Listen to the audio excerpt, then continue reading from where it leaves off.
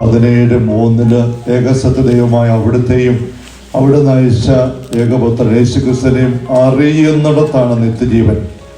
അറിയാത്തത് കൊണ്ട് നമ്മൾ ഒരുപാട് ഞെരുങ്ങുന്നുണ്ട്, അകന്നു പോകുന്നുണ്ട്. നമുക്കത് കുറച്ച് തിരിയുകയാണ്. ഇപ്പം നമ്മൾ ഓരോ കാര്യം കണ്ടുവന്നപ്പോൾ ആരാണ് ദൈവം, ഈശോ വെളിപ്പെടുത്തുന്ന ദൈവം, ഈശോ പഠിപ്പിക്കുന്ന കാര്യങ്ങളുടെ പ്രാധാന്യം, നമ്മൾക്ക് ദൈവത്തെക്കുറിച്ച് അങ്ങനെ ഒരു ധാരണയല്ല, എങ്ങനെയോ നമ്മുടെ ഉള്ളിൽ പ്രാക്ടിക്കലായിട്ട് നമ്മളെ സ്വാധീനിക്കുന്നതായിട്ട് കിടക്കുന്നത്. നമുക്കെല്ലാം ഉള്ളത് ആദ്യത്തിന് അവയ്ക്കും ആദ്യത്തെ പാപം ഉണ്ടായതെന്ന ചിന്തയാണ്. ഞാൻ പാപം ചെയ്ത ദൈവത്തെ എന്നെ ഇഷ്ടമില്ല, ദൈവം ശിക്ഷിക്കും, എന്നെ തല്ലാൻ വേണ്ടി അവിടുന്ന് വരകൊണ്ട് ഓടി മാറിക്ക് ഒളിച്ചോ. നമുക്ക് പലപ്പോഴും വലിയ പാപമൊന്നും സംഭവിക്കാതെ ഒരാഴ്ച, 2 ആഴ്ച, 3 ആഴ്ച, 2 മാസമൊക്കെ ജീവിക്കാൻ പറ്റിക്കഴിയുമ്പോൾ നമുക്കൊരു ആത്മവിശ്വാസം കൂടുതൽ. തമ്പുരാന് പിന്നെ ചെല്ലാനൊക്കെ ഞാൻ കുഴപ്പമൊന്നുമില്ല, പാപമൊന്നും ചെയ്യുന്നില്ല, ഇപ്പോൾ ഇത്ര നാളായിട്ടും അങ്ങനെയൊന്നും പോയില്ല, അങ്ങനെയൊന്നും വീണില്ല. അങ്ങനെ പോകുമ്പോൾ മിക്കവാറും ഒന്ന് വീഴുകയും ചെയ്യും.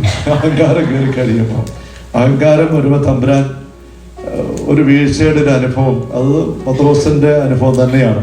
ഞാൻ കാരാഗ്രഹത്തിൽ പോകാനും മരിക്കാനും തയ്യാറാവും, നീ ചിന്തിക്കുന്നവരല്ല എന്നൊക്കെ ഉള്ള ഒരു തലക്കരം കയറുമ്പോൾ, കാരണം നമ്മൾ കൃപയാലാണ് രക്ഷിക്കപ്പെടുന്നത്. നമുക്ക് നമ്മൾ തന്നെ ഒന്നുമില്ല. നിങ്ങൾക്ക് എന്നെ കൂടെ ഒന്നും ചെയ്യാൻ പറ്റുകയാണ് ഈശോ പഠിപ്പിക്കുന്നത് നമ്മൾ കണ്ടതാണ്. അപ്പോൾ നമ്മൾ ദൈവത്തിൻ്റെ കൃപ പ്രാർത്ഥന വഴി എടുക്കണം. കാരണം നമ്മൾ ദൈവിക ഛായയെ സാദൃശ്യം സൃഷ്ടിക്കപ്പെട്ടവരാണ്. നമുക്ക് ദൈവത്തിൻ്റെ കൃപ ഇല്ലാതെ ജീവിക്കത്തില്ല. നമുക്ക് ശരീരം ഭക്ഷണമില്ലാതെ നമുക്ക് പണിയെടുത്ത് ജീവിക്കാൻ പറ്റില്ല, വളരാൻ പറ്റിയല്ല. കുഞ്ഞു കൊച്ചുങ്ങൾക്ക് ജനിച്ച് വീഴുമ്പോൾ തന്നെ പാല്, പിന്നെ കുറുക്ക്, അങ്ങനെ ഭക്ഷണം കഴിച്ച കുഞ്ഞുങ്ങൾ വളർന്നു വരുന്നത്. വളരുന്നതനുസരിച്ച് ഭക്ഷണത്തിൻ്റെ അളവും കൂടും. വളർച്ചയനുസരിച്ച്, അധ്വാനം അനുസരിച്ച് കഴിക്കേണ്ട ഭക്ഷണത്തിൻ്റെ അളവിനും ആവശ്യം കൂടുതലാണ്. എന്ന് പറഞ്ഞ പോലെ നമുക്ക് ആത്മീയമായൊരു ജീവിതം അത് വളരുന്നതനുസരിച്ച് ആത്മീയ ഭക്ഷണവും കൂടുതൽ ആവശ്യമാകും. അപ്പം എന്തുമാത്രം ആത്മീയമായിട്ട് വളർന്ന വ്യക്തിയാണ് നീ എന്നറിയാനുള്ള ഒരു എളുപ്പമാർഗമാണ് എന്തുമാത്രം ആത്മീയ ഭക്ഷണം നീ കഴിക്കുന്നുണ്ടെന്ന് നോക്കിയാൽ മതി. ആത്മീയ ഭക്ഷണം എന്തിനു കഴിക്കുന്നുണ്ട്, അതനുസരിച്ച് ആത്മീയ ആരോഗ്യ അധ്വാനത്തിന് കൊണ്ടുവന്നാണ്. നമുക്കത് പ്രാർത്ഥനയുടെ കാര്യം നാളെ നമുക്കതിലേക്ക് വരാം. പിന്നെ നമ്മൾ ചിന്തിക്കുന്നത് ഈ ഒരു തമ്പുരാനോടുള്ള നമ്മളുടെ ബന്ധം, തമ്പുരാൻ ആരാണെന്ന് അറിയുന്നതിനെ ആശ്രയിച്ചായിരിക്കുന്നത്. നമ്മുടെ ഡോക്ടറെ കുറിച്ച് കേൾക്കുകയാണ്, അങ്ങനെ ഭയങ്കര അലമ്പാണ്, ഉത്തരവാദിത്തമുള്ള മരുന്ന് കുറിക്കുന്നയാളാണ്, വലിയ പഠിപ്പൊക്കെ ഉണ്ടെന്ന് പറഞ്ഞാൽ ശ്രദ്ധയില്ലാത്ത ഒരു മനുഷ്യനാണ് എന്നൊരു ഡോക്ടറെ കുറിച്ച്, ആ ഡോക്ടറെ ആശുപത്രിയെ കുറിച്ച് കേട്ടാൽ അങ്ങോട്ട് പോകുമോ? പോവുകയല്ല. അപ്പോൾ ഒരു വ്യക്തിയെക്കുറിച്ചുള്ള നമ്മുടെ അറിവ് വളരെ പ്രധാനപ്പെട്ടതാണ്. അറിവ്, ആദരവ്, അത് വെച്ച് നമ്മൾ ചെല്ലും. അതുകൊണ്ട് സ്വർഗസ്ഥനായ ഞങ്ങളുടെ പിതാവേ, അങ്ങയുടെ നാമം പൂജിതമാകണമേ എന്ന് പ്രാർത്ഥിക്കാൻ യേശു ആവശ്യപ്പെട്ടത്. ദൈവത്തിന്റെ നാമം പൂജിതമാണ്. ചിലർക്ക് ചോദിക്കുമോ, ദൈവത്തിന്റെ നാമത്തിന് എപ്പോഴും സ്തുതി വേണം, പൂജിത വേണം, ബഹുമാനം വേണം. തമ്പുരാൻ ഇത് കിട്ടിയില്ല, എന്നാ കുഴപ്പം? തമ്പുരാൻ ഇങ്ങനെ ഡിമാൻഡിങ് ആണല്ലോ. തമ്പുരാൻ ഒന്നിനും കുറവില്ല. ദൈവം പൂർണ്ണനാണ്, മാറ്റമിടാത്തവനാണ്. പിന്നെ എന്തിനാ അവിടുത്തെ നാം പൂജിതമാകേണ്ടത്? ദൈവത്തിന്റെ നാമം നമ്മുടെ ജീവിതങ്ങളിൽ ബഹുമാന്യമായി നിലനിൽക്കുമ്പോഴാണ് നമ്മൾ ദൈവത്തിന്റെ പക്കലേക്ക് ചെല്ലുള്ളൂ. ദൈവത്തെക്കുറിച്ചുള്ള ആദരവ് നമ്മുടെ കുഞ്ഞുങ്ങൾ വളർന്നു വന്നാൽ അവര് ആരും പറയാതെ ദൈവത്തിന്റെ പക്കൽ ചെല്ലും, ആ പറയുന്ന വചനങ്ങൾ പാലിക്കും. ഹവ്വയുടെ ഉള്ളിൽ സർപ്പം സംസാരിച്ചിട്ട് ദൈവത്തെക്കുറിച്ച് നിന്ദയുണ്ടായി. എങ്ങനെ? ഹവ്വ ഇവിടെ സർപ്പം ചോദിക്കുന്നുണ്ട്, 1 വർഷത്തിന്റെ പഴം തിന്നരുത്, എങ്ങനെയാണ്? അപ്പൊ ആ 1 വർഷത്തിന്റെ മാത്രം തിന്നാൻ അനുവാദം വിലക്കുള്ളൂ. അപ്പൊ സർപ്പം പറഞ്ഞു കൊടുക്കും, അങ്ങനെയല്ല, അത് നിങ്ങൾ മരിക്കുകയല്ല, നിങ്ങൾ ദൈവത്തെ പോലെ ആകും, ദൈവത്തിന് അറിയാം എന്നുള്ള പറച്ചില്ലാത്ത വല്ലാത്തൊരു കുത്തുണ്ട്. ദൈവത്തിന് അറിയാം നിങ്ങൾ മരിക്കുകയല്ല, ദൈവത്തെ പോലെ ആകുമെന്ന്. എന്നിട്ട് അറിഞ്ഞുകൊണ്ടാണ് ദൈവം അത് പറിച്ച് തരുമെന്ന് പറഞ്ഞിരിക്കുന്നത്. എന്ന് പറയുമ്പോൾ അതിന് സൂചന എന്നതാ, ഈ ദൈവം കള്ളമാണ് നമ്മോട് പറഞ്ഞത്.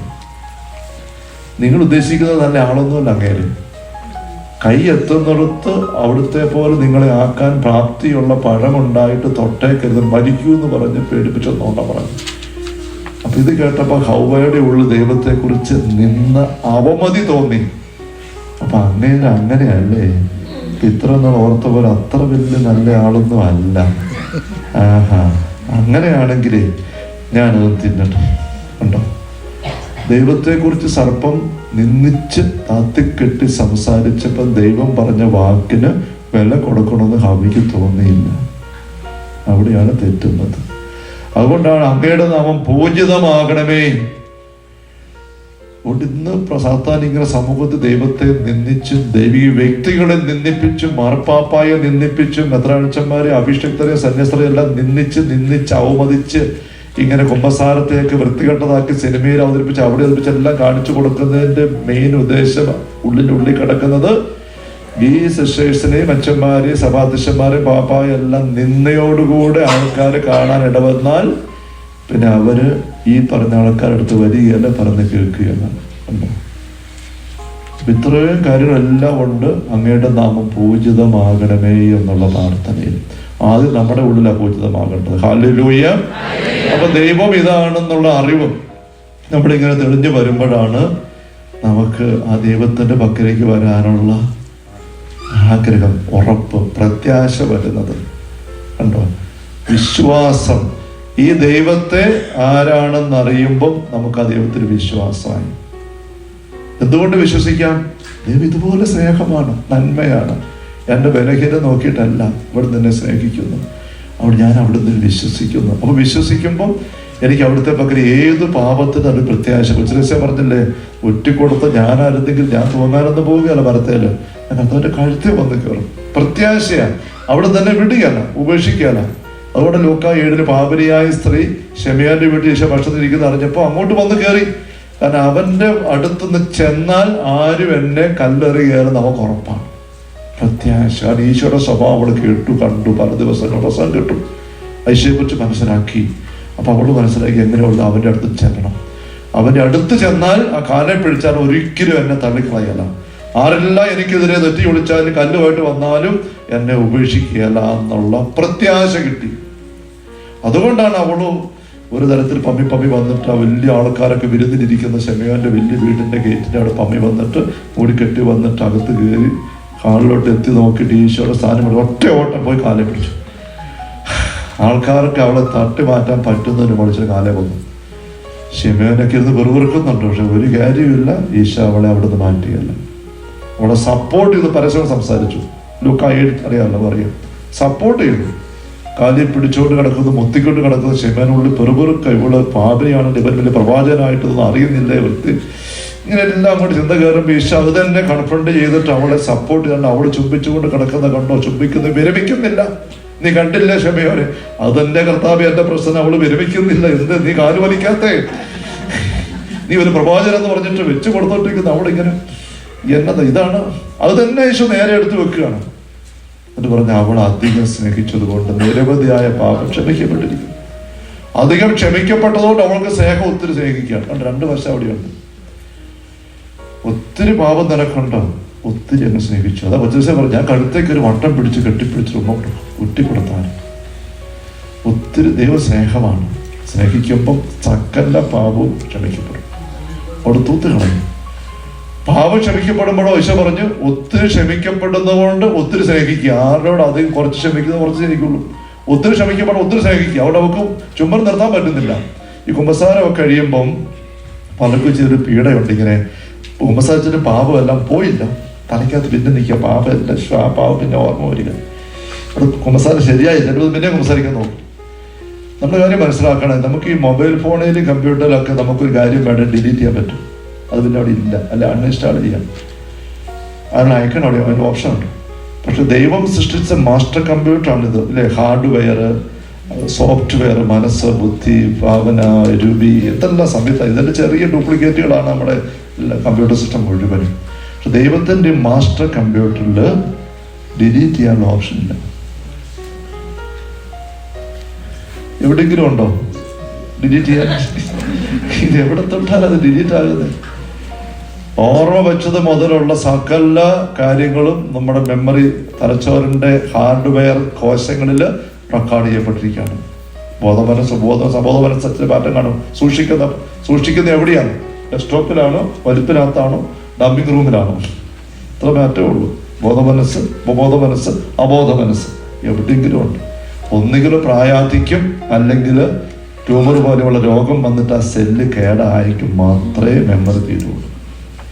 ഇതല്ലാതെ ഒരു മെമ്മറി കളയാൻ നമുക്ക് ഓപ്ഷൻ ഇല്ല. അതുകൊണ്ട് എന്താ, ഇതുവരെ കുമ്പസാരി സകല പാപങ്ങളുടെ ഓർമ്മ മെമ്മറിയിലുണ്ട്, ക്ഷമിച്ച വിഷയങ്ങളുടെ ഓർമ്മകളുണ്ട്.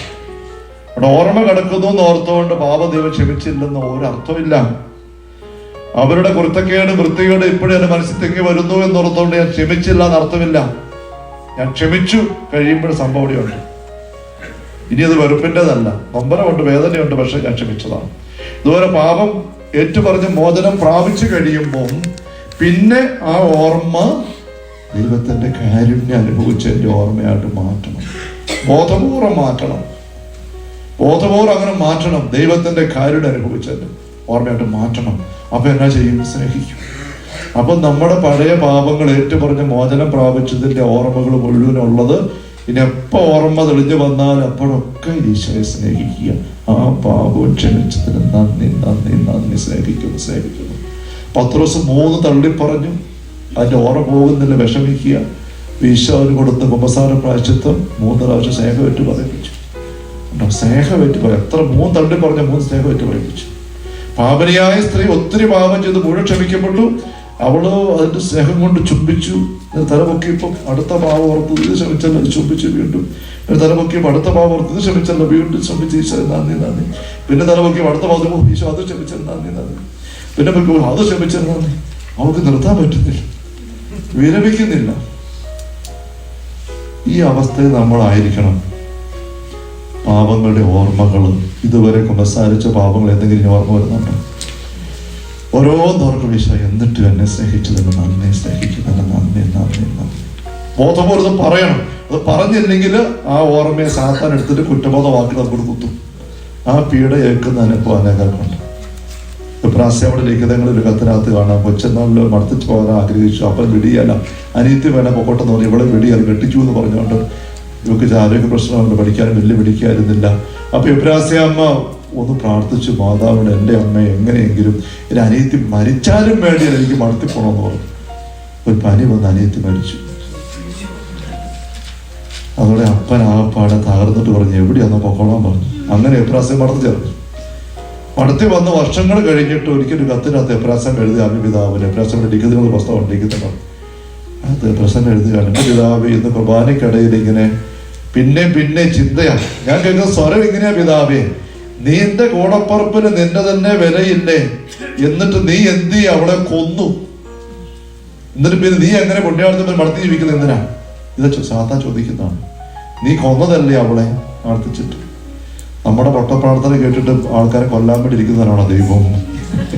അല്ല, ആ കൊച്ചു അങ്ങനെ പ്രാർത്ഥിച്ച് പനി വന്ന വേറെ ഇത്, അല്ലാതെ വേറെ ഏതെങ്കിലും ബന്ധം പോകുന്നു പറയാനുണ്ട്. പക്ഷേ ഇതിക്ക് പിന്നെ വരും. അപ്പൊ പ്രശ്നം ഇന്ന് പിഴയിടി കഴിഞ്ഞപ്പോഴത്തെ കുർബാന സ്വീകരണത്തിന് മുമ്പുള്ള മനസ്താപനം വസിക്കാൻ പോകുമ്പോൾ ഇത് പിന്നെ വന്നു. അപ്പൊ എബ്രാസ്യാമ്മ തിരിച്ചൊരു പ്രയോഗം പ്രയോഗിക്കുകയാണ്. പറഞ്ഞു, അതേടാ ഞാൻ അങ്ങനെ പ്രാർത്ഥിച്ച എൻ്റെ അറിവില്ലായ്മയോട് അങ്ങ് പ്രാർത്ഥിച്ചു എൻ്റെ കൊച്ചനെ ഇത്ര കാര്യം. അവൾ മരിച്ചു, പക്ഷെ എൻ്റെ പ്രാർത്ഥനയൊന്നുമല്ല. ആണെങ്കിൽ ഞാൻ കുമ്പസാരിക്കാത്ത ഒരു പാപം എനിക്കില്ല. അവിടുത്തെ തിരക്കത്തിന്റെ ഒരു തുള്ളി മതി എന്നെ സകല പാപം കഴുകിക്കളയാൻ. എടാ നീയും പണ്ട് ഏതാണ്ട് കുരുത്തക്കേട് കാണിച്ചിട്ട് കേട്ടിട്ടുണ്ടല്ലോ, നീ എന്ന് പോയി കുമ്പസാരിച്ച് നോക്കാൻ പറയും എന്ന് പറഞ്ഞ ആട്ട് കൊടുത്തു എന്നാണ്. ഒരാട്ട് കൊടുത്തു, പിന്നെ സ്വരം കേട്ടേയില്ല. അപ്പൊ ഇതാണ് പ്രതിവിധി. ഏത്? നമ്മുടെ പഴയ പാപങ്ങളുടെ ഓർമ്മകൾ സാത്താൻ ഇട്ട് കുത്തു നമുക്ക് കിട്ടും. അതുകൊണ്ട് ആ പഴയ പാപങ്ങളുടെ ഓർമ്മ നമ്മുടെ മെമ്മറി സെൽ ആക്റ്റീവ് ആണെങ്കിൽ ഓർമ്മ അവിടെ ഉണ്ട്. അതുകൊണ്ട് ഓർമ്മകൾ, പഴയ പാപത്തിന്റെ ഓർമ്മ വരുമ്പോൾ ഒരു കലക്കവും വേണ്ട, ദൈവമേ എൻ്റെ മെമ്മറി സെൽ ഇപ്പോഴും ആക്റ്റീവായിട്ട് തന്നിരിക്കും നന്ദി പറയുകയാണ്. ഓർമ്മയൊക്കെ കറക്റ്റാണല്ലോ. ആ ഓർമ്മ ഉപയോഗിച്ച് സ്തുതിക്കുക, സ്നേഹിക്കുക, അങ്ങനെ മാത്രമേ നീങ്ങാവുള്ളൂ. Hallelujah, hallelujah, hallelujah.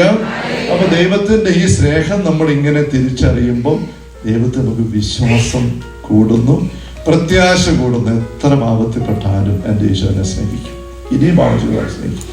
അപ്പൊ സ്നേഹമായി കണ്ടോ, വിശ്വാസം, പ്രത്യാശ, സ്നേഹം, ദൈവിക പുണ്യങ്ങൾ 3. ഈ 3 പുണ്യങ്ങള് ഈ ഓട്ടോറിക്ഷയുടെ 3 ചക്രങ്ങൾ പോലെയാണ്. ഏതെങ്കിലും ഓട്ടോറിക്ഷ ഓടുന്ന കണ്ടിട്ടുണ്ടോ? 2 ചക്രം മാത്രം കറങ്ങിക്കൊണ്ട്, ഒരു ചക്രം മാത്രം കറങ്ങിയാൽ ഓട്ടോറിക്ഷ ഓടുവോ? 3 ചക്രം ഒരുമിച്ച് കറങ്ങണം. വിശ്വാസം, പ്രത്യാശ, സ്നേഹം, ഇത് 3ഉം ഒരു വ്യക്തിയിലുണ്ടെങ്കിലേ ആ വ്യക്തിയുടെ ക്രൈസ്തവ ജീവിതം ആക്റ്റീവ് ആവുള്ളൂ. അല്ലെ ആ വ്യക്തിയുടെ ക്രൈസ്തവ ജീവിതം ഷെഡിൽ കിടക്കുന്ന ഓട്ടോ പോലെ സ്റ്റാഗ്നന്റ് ആണ്, ഓഫായി കിടക്കും. അപ്പൊ നമ്മുടെ ക്രൈസ്തവ ജീവിതം ആക്റ്റീവ് ആണോ അല്ലെന്ന് അറിയാനുള്ള മാർഗമാണ് ഇത് 3 ഉണ്ടോന്നും. റോമാലേഖനം 5-ാം അധ്യായം പെട്ടെന്ന് റോമാലേഖനത്തിന്റെ 5-ാമത്തെ അധ്യായത്തില് 1 മുതലുള്ള വാക്യങ്ങളില്, റോമാലേഖനം 5-ാം അധ്യായം 1 മുതലുള്ള വാക്യങ്ങളില്, നിങ്ങളുടെ ബൈബിളില് ഞാൻ പറയുന്ന ഏതാനും വാക്കുകൾ വരയ്ക്കണം. വാക്കുകൾ മാത്രം ഞാൻ പറയുന്നത് വരച്ച് വരണം. ആദ്യത്തെ ഒരു കണ്ണി 11 വരെ നമ്മൾ കാണാൻ പോകുന്നു. ഞാൻ നമുക്ക് ഒരുമിച്ച് വായിച്ചോ എല്ലാവരും എടുത്തേ. അത് റോമാലെ സഭയ്ക്കുള്ള ലേഖനത്തിന്റെ 5-ാമത്തെ അധ്യായം 1 മുതലുള്ള തിരുവചനങ്ങളില്, വിശ്വാസത്താൽ നീതീകരിക്കപ്പെട്ട നാം, ആ വിശ്വാസം എന്നുള്ളത് വരച്ചു, വിശ്വാസത്താൽ അത് മാത്രം വരയ്ക്കുക.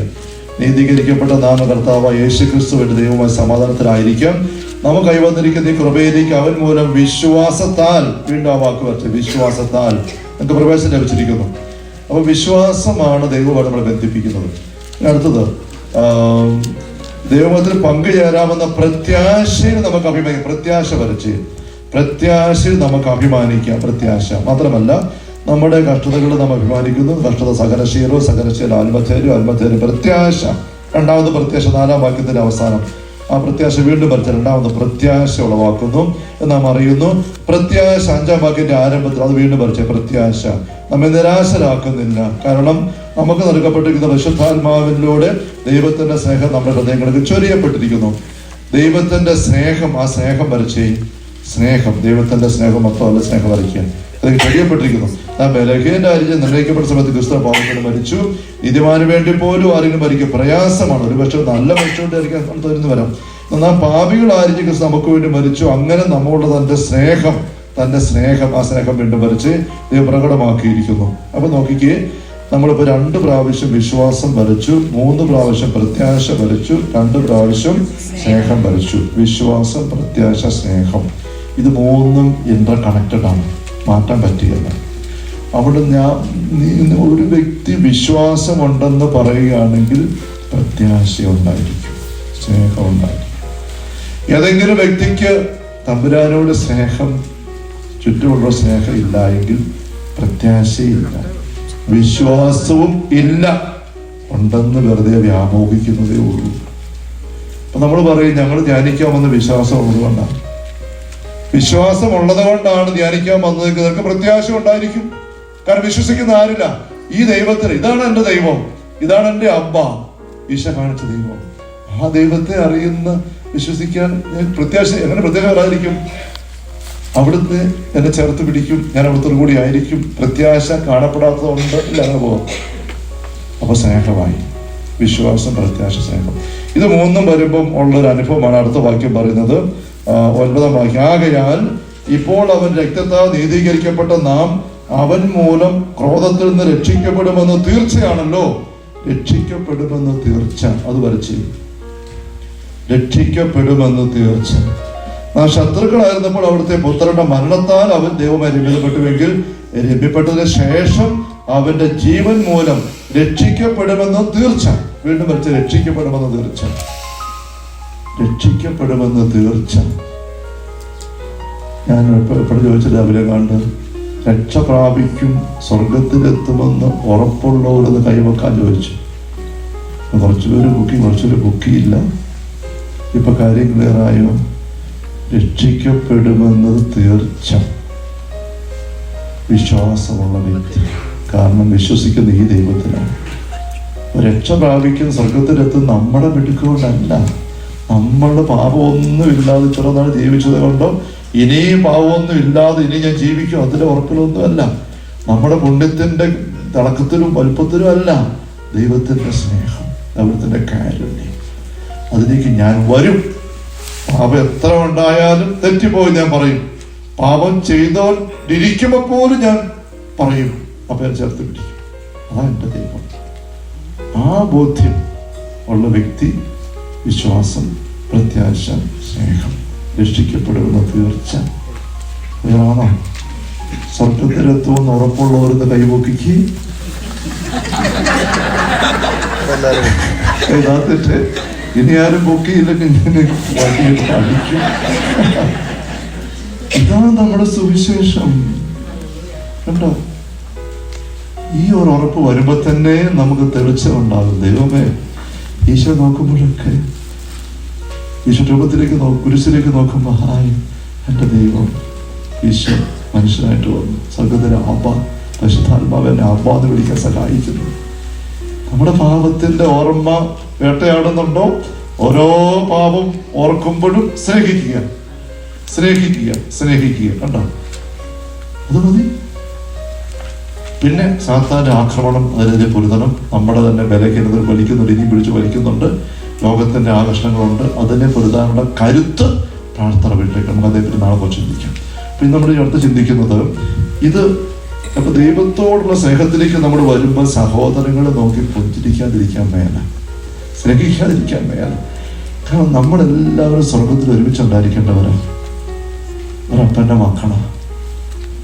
അപ്പൊ എല്ലാവരും ചേർത്ത് പിടിക്കണം. ധൂർത്തന്റെ ജ്യേഷ്ഠൻ അനിയനെ ചേർത്ത് പിടിച്ചില്ല, അവൻ പുറത്ത് നിൽക്കേണ്ടി. അവൻ അപ്പനോട് അടുപ്പില്ല, അനിയനോട് അടുപ്പില്ല, അവൻ തന്നെ ഔട്ടാണ്. അപ്പൊ ഇവിടെ നമ്മള് ആ പിതാവിന് ചേർന്ന മക്കളാകാൻ നമ്മൾ ആഗ്രഹിക്കുമ്പോൾ പിതാവിന്റെ സ്വഭാവം കാണിക്കണം. യോഹന്നാൻ 8 ഈശോ കുറച്ചു പേരെ പിശാചിന്റെ മക്കളെന്ന് വിശേഷിപ്പിക്കുന്നുണ്ട്. പിശാചിന്റെ മക്കളെന്ന് അല്ലെ? യോഹന്നാൻ 8:44 വാക്യം. അതിന്റെ കാരണം എന്താണ്? യോഹന്നാൻ 8:44 നിങ്ങൾ നിങ്ങളുടെ പിതാവായ പിശാചിൽ നിന്നുള്ളവരാണ്, നിങ്ങളുടെ പിതാവിന്റെ ഇഷ്ടത്തെ പ്രവർത്തിക്കാൻ നിങ്ങൾ ആഗ്രഹിക്കുന്നു. അവനാകട്ടെ ആദ്യം മുതൽ കൊലപാതകിയാണ്. ആദ്യം മുതൽ കൊലപാതകിയായ പിശാച്. കൊലപാതകം എന്ന് പറയുന്നത് കൊല്ലരുതെന്ന 5-ാം പ്രമാണം. ഈശോനെ വ്യാഖ്യാനിക്കുമ്പം മത്തായി 5:21 വാക്യങ്ങളില് ഈശോ വ്യാഖ്യാനിക്കും, വ്യക്തമായിട്ട് പറയും, സഹോദരനെ ഭോഷ വിഡ്ഢി എന്ന് വിളിക്കുന്നവൻ നരകാഗ്നിക്കിരയാകും. അത് കൊലപാതകം 5-ാം പ്രമാണം ലംഘിക്കുകയാണ്. വെറുക്കുന്നവൻ കൊലപാതക. യോഹന്നാന്റെ 1-ാം ലേഖനം 3-ാം അധ്യായം 15-ാം വാക്യം അല്ലെ? യോഹന്നാന്റെ 1-ാം ലേഖനം 3-ാം അധ്യായം 15-ാം വാക്യം, സഹോദരനെ വെറുക്കുന്നവൻ കൊലപാതകയാണ്. വെറുക്കുന്നവൻ കൊലപാതകി. ഇവിടെ അവൻ ആദ്യം മുതലേ കൊലപാതകയാണ്. 44 യോഹന്നാൻ 8:44 ആദ്യം മുതലേ കൊലപാതകം. നിങ്ങൾ അവന്റെ സ്വഭാവമാണ് കാണിക്കുന്നത്. എപ്പോഴാണ് ഇവർ അവന്റെ സ്വഭാവം കാണിച്ചത്? ഈ യഹൂദര് 37-ാം വാക്യം നോക്കിക്ക്. അതെ, യോഹന്നാൻ 8:37 വാക്യം. യോഹന്നാൻ 8:37 അവിടെ, നിങ്ങൾ അബ്രാഹത്തിന്റെ സന്തതികളെന്ന് എനിക്കറിയാം, എന്നിട്ട് നിങ്ങൾ എന്നെ കൊല്ലാൻ ആലോചിക്കുന്നു. കണ്ടോ? നിങ്ങൾ എന്നെ കൊല്ലാൻ ആലോചിക്കുന്നു. യഹൂദര് ഈശോയെ എങ്ങനെ കെണിയിൽപ്പെടുത്തി വാക്കിൽ കുടുക്കി കൊല്ലാൻ നശിപ്പിക്കാമെന്ന് നിരന്തരം ആലോചിച്ച് നടന്നവരാണെന്ന് എല്ലാ സുവിശേഷകന്മാരും ഒരുപോലെ പറയുന്നുണ്ട്. അവർ വന്ന് ഇങ്ങനെ നിന്നിട്ട് ഓരോ പരീക്ഷിക്കാൻ വേണ്ടി ചോദിക്കും, അങ്ങനെ ചെയ്യാവോ, ഇങ്ങനെ ചെയ്യാവോ, ഇതെല്ലാം കെണി വെക്കാനായിട്ട് നോക്കുകയാണ്, അങ്ങനെ കൊല്ലാൻ നോക്കുകയാണ്. പക്ഷെ അത് വെച്ചിട്ട് അവർ പെരുമാറുന്നത് കത്തിയും കൊണ്ട് നിൽക്കുകയല്ല, ചിരിച്ചുകൊണ്ട് ആദരവോടെ നിന്നിങ്ങനെ കേൾക്കുകയാണ്, സംശയം ചോദിക്കുകയാണ്.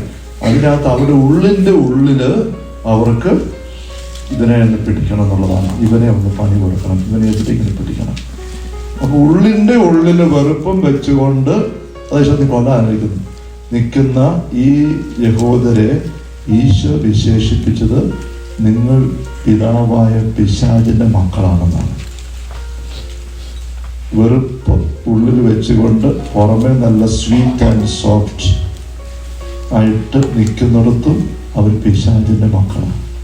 ശരിക്കും അത് ആ അധ്യായത്തിന്റെ അവസാന വാക്യം അവസാനം വരുമ്പോഴത്തേക്കും അപ്പോൾ അവർ 59-ാം വാക്യം യോഹന്നാൻ 8:59 അപ്പോൾ അവർ അവനെ എറിയാൻ കല്ലെടുത്തു. അതാണ് അവരുടെ ഉള്ള്. എറിയാൻ കൊല്ലാനെ നോക്കുന്നത് ഉള്ളാണ്. വെറുപ്പോടുകൂടി നീങ്ങുന്ന വ്യക്തികൾ പിശാചിന്റെ കൊലപാതക ആ ചൈതന്യത്തിൽ കയറുന്ന ആൾക്കാർ. ഇവിടെ ഞാനിടയ്ക്ക് പറഞ്ഞില്ലേ, okay, hallelujah hallelujah hallelujah. Eesho പിശാചിന്റെ സാന്നിധ്യം എന്തുമാത്രം തൻ്റെ ചുറ്റിലും കണ്ടിരുന്നു എന്നുള്ളത് നമ്മളൊന്ന് ശ്രദ്ധിക്കുന്നത് നല്ലതാണ്. ഞാനിടയ്ക്ക് പറഞ്ഞ് ഇങ്ങനെ എൻ്റെ കൂട്ടുകാരച്ഛന്മാരും ഒക്കെ ഇങ്ങനെ പലരും ഇങ്ങനെ ഈ പിശാചിന്റെ കാര്യം പറയുന്നത് ഇങ്ങനെ നമുക്ക് ഒത്തിരി ഇങ്ങനെ പറയും. കഴിഞ്ഞ അച്ഛൻ ഇങ്ങനെ വാട്സാപ്പിൽ ഇങ്ങനെ അരിശപ്പെട്ട് എനിക്ക് മെസ്സേജ് കിട്ടും. ജൂഡറായിട്ട് സ്കൂളിൽ പഠിച്ച അച്ഛനാ, ഒരു വാട് കാര്യം തനിക്ക് ഇത് വേറൊന്നും പറയാനില്ലേ, നമ്മൾ സെമിനാറിൽ എന്തെല്ലാം കാര്യം പഠിച്ചു അതുകൊണ്ട് പോലെ പ്രസംഗിക്കാൻ പറഞ്ഞു. ഇങ്ങനെ പറഞ്ഞിട്ടൊക്കെ ഇങ്ങനെ ഇങ്ങോട്ട് അങ്ങനെയൊക്കെ ഒത്തിരി കേൾക്കാറുണ്ട്. അപ്പോൾ ഇത് കേൾക്കും ഞാൻ ഓർക്കും, ഞാനിങ്ങനെ ഒത്തിരി പിശാചിൻ്റെ കാര്യം പറയുന്നത് ഓവറായി പോകുന്നുണ്ടോ അതൊക്കെ എനിക്ക് ചിന്തിക്കാറുണ്ട്. പക്ഷെ അങ്ങനെയൊക്കെ നോക്കിയിട്ട് ഈശോയിലേക്ക് നോക്കുമ്പം ഞാനൊക്കെ പറയുന്നതിൽ എത്രയോ അധികം ഈശോ ഇതേക്കുറിച്ച് പറഞ്ഞിരിക്കുന്നത് ഞാൻ കാണുകയാണ്. ഈ രംഗം തന്നെ ഈ തന്നോട് ഉള്ളിൽ വെറുപ്പുമായിട്ട് നിൽക്കുന്ന ഓഡിയൻസിനെ നോക്കിയിട്ട് ഈശോ പറയുകയാണ്, നിങ്ങൾ പിശാചിന്റെ മക്കളാണ്. ഞാൻ ഇതുവരെ 38 വർഷം അച്ഛനായിട്ട് ഇതുവരെ ആരോടും നിങ്ങൾ പിശാചിന്റെ മക്കളെന്ന് പറഞ്ഞിട്ടില്ല. വെറുപ്പുമായിട്ട് നിന്ന് കളി കാണാൻ വേണ്ടി ചിരിച്ചുകൊണ്ട് വന്ന് നിന്ന് കമ്മിറ്റിക്കാരും മുഖക്കാരന്മാരും അങ്ങനെയുള്ളവരൊക്കെ ഒത്തിരി ഞാൻ കണ്ടിട്ടുണ്ട്. ഒത്തിരി ഇടവുകളിൽ കൂടി ഇടവുകൾ എന്തെല്ലാം സംഭവങ്ങളുണ്ട്. എൻ്റെ വള്ളിമരുടെ വാദക്കൽ ഇങ്ങനെ മലന്ന് കിടന്ന് സമരം ചെയ്ത കമ്മിറ്റിക്കാരുണ്ട് ഓരോ വിഷയങ്ങൾ. പക്ഷെ ഇതുവരെ ഞാൻ നീ പിശാചിന്റെ മകനാണെന്ന് ഇതുവരെ ആരും ഞാൻ പറഞ്ഞിട്ടില്ല. ഈശോ പറഞ്ഞു ഓഡിയൻസിനെ നോക്കിയിട്ട്, നിങ്ങൾ നിങ്ങളുടെ പിതാവായ പിശാചിന്റെ സ്വഭാവം കാണിക്കുന്നത്. ഇങ്ങനെ ഞാനോട് നിങ്ങൾ പറഞ്ഞു കഴിഞ്ഞാൽ നിങ്ങൾ കേട്ടുപോകും. എന്നായി പറയുന്നത് പിശാചിന്റെ മക്കൾ ഞങ്ങൾ, നമുക്കത് ഉൾക്കൊള്ളാൻ പറ്റത്തില്ല. ഇത് ഒറ്റപ്പെട്ട സംഭവമല്ല. യോഹന്നാൻ 6 നമ്മൾ കണ്ട സ്വർഗ്ഗത്തിൽ നിറങ്ങിയ ജീവന്റെ അപ്പം, അതേപ്പറ്റി പറഞ്ഞു വരുമ്പം 70-ാം വാക്യം 70-71 ഈശോ അവിടെ പറഞ്ഞു, നിങ്ങൾ 12 പേരെ ഞാൻ തെരഞ്ഞെടുത്തില്ല, നിങ്ങളിൽ ഒരുവൻ എന്നാൽ പിശാചാണ്. അവരിത് പറഞ്ഞത് യൂദാസിനെ കുറിച്ചാണ്. ഞാൻ 12 പേരെ തെരഞ്ഞെടുത്ത് നിങ്ങളൊരു പിശാചാണ്. എന്താ കാര്യം? ഈശോ അത് പറയുമ്പോൾ യൂദാസ് എങ്ങനെ കൊമ്പ് മുളച്ച് വാലുമായിട്ട് തീ തുപ്പി നിൽക്കുന്ന ഈശോ കണ്ടിട്ടാണോ? ഒന്നുമല്ല. ഈശോ പഠിപ്പിച്ച കാര്യം കേട്ടിട്ട് പിറുപിറുത്തോണ്ട് ഇത് ആർക്ക് വിശ്വസിക്കാൻ പറ്റുന്നത് മാറി നിൽക്കുകയാണ്. അത്രേ ഉള്ളൂ. കൂടെ നിൽപ്പുണ്ട് ആള്. അത്രയും പെരുമാറി ഈശോ പറയുകയാണ്, നിങ്ങളൊരു പിശാചാണ്. ഞാൻ എത്രയോ പള്ളികളിൽ വികാരിയായിരുന്നു, എത്രയോ കമ്മിറ്റിക്കാർ ഞാൻ തെരഞ്ഞെടുത്തിട്ടുണ്ട്, കൈക്കാരന്മാരെ ഒക്കെ. ഒരിക്കൽ പോലും ഞാൻ കമ്മിറ്റിയിൽ ബഹളം വെക്കുന്ന കമ്മിറ്റിക്കാരെ നോക്കിയിട്ട്, നിങ്ങൾ 22 കമ്മിറ്റിക്കാരെ ഞാൻ തെരഞ്ഞെടുത്തിട്ട് നിങ്ങൾ 3 പേരും പിശാചാണ് ഇതുവരെ പറഞ്ഞിട്ടില്ല. ഈശോ പറഞ്ഞു 12 പേരെ നോക്കിയിട്ട് ഈശോ പറഞ്ഞു. പിന്നെ മത്തായി 14 നമുക്കറിയാമല്ലോ, പത്രോസ് തടസ്സപ്പെടുത്തിയിട്ട് ഈശോ സാത്താനെ വിളിച്ചു. ഏതെങ്കിലും കമ്മിറ്റിക്കാരന്റെ കൈക്കാരനെ മുഖത്തൊക്കെ സാത്താനെ മാറി പോണമെന്ന് പറഞ്ഞാൽ എന്താ സംഭവം?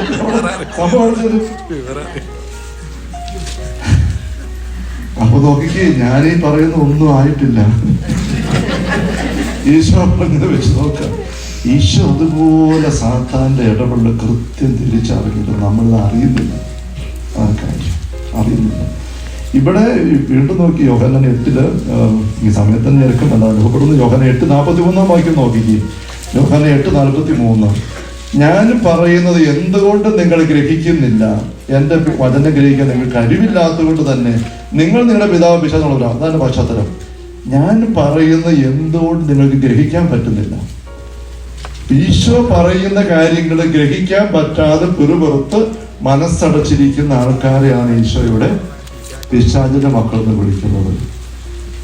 ഇതൊരു വലിയ കാര്യമാണ് കേട്ടോ. തമ്പുരാന്റെ വചനം പങ്കുവെക്കുന്നത് കേൾക്കുമ്പം ഗ്രഹിക്കാൻ പറ്റാതെ വരിക എന്ന് പറയുന്ന വലിയ സൂചനയാണ്, അപകട സൂചനയാണ്. ചിലപ്പോഴൊക്കെ നമ്മൾ നിൽക്കുന്നതാണെന്ന് എനിക്കറിയാം, വചനം ഒപ്പിയെടുക്കുന്നു, ഗ്രഹിക്കുന്നു, തിരിയുന്നു. പലപ്പോഴും പറഞ്ഞിട്ടില്ല, അച്ഛൻ ഇന്ന് പറഞ്ഞ പ്രസംഗം എനിക്ക് വേണ്ടി തന്നെ പറഞ്ഞതാണ്. ഞായറാഴ്ച പ്രസംഗം കഴിഞ്ഞ് അവർ ചിന്തിക്കും, എനിക്ക് വേണ്ടി തന്നെ അച്ഛനെ കൊണ്ട് ദൈവം പറയിപ്പിച്ചതാണ്. അങ്ങനെ അനുഭവം നിങ്ങൾക്ക് ഉണ്ടാകുന്നുണ്ടെങ്കിൽ ബ്യൂട്ടിഫുൾ. എന്താ കാര്യം? സ്വർഗത്തിലെ ദൈവം സംസാരിക്കും, നിങ്ങൾക്ക് തിരിഞ്ഞു. അച്ഛൻ പോലും അറിഞ്ഞിട്ടില്ല എന്തിനാ അങ്ങനെ പറഞ്ഞെന്നുള്ളത്, വ്യാഖ്യാനിച്ചു പോയിട്ട്. ഇവിടെ വചനം പങ്കുവച്ചിരിക്കുമ്പോൾ നിങ്ങൾക്ക് ഇങ്ങനെ പറയുന്ന കാര്യങ്ങൾ ദൈവത്തിൽ നിങ്ങൾ സംസാരിക്കുന്നതായിട്ട് കിട്ടുന്നുണ്ടെങ്കിൽ ബ്യൂട്ടിഫുൾ.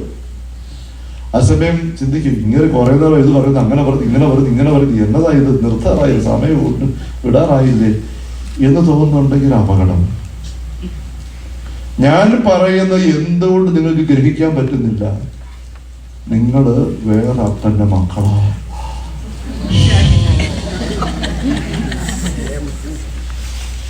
കന്നുകാലി അമറുമ്പം പന്നിക്കുഞ്ഞുങ്ങൾ ഓടി വരുവോ? തള്ളയാട് മേന്ന് വെക്കുമ്പോ കോഴിക്കുഞ്ഞുങ്ങളെല്ലാം കൂടെ ഓടി ചുറ്റും വരുവോ? ഓരോ തന്തയുടെയും തള്ളയുടെയും സ്ഥലം അതിന്റെ കുഞ്ഞുങ്ങൾക്ക് തിരിയുന്നത്. അത് തന്നെയാ യോഹന്നാൻ 10 ഈശോ, എന്റെ ആട് എന്റെ സ്വരം കേൾക്കും.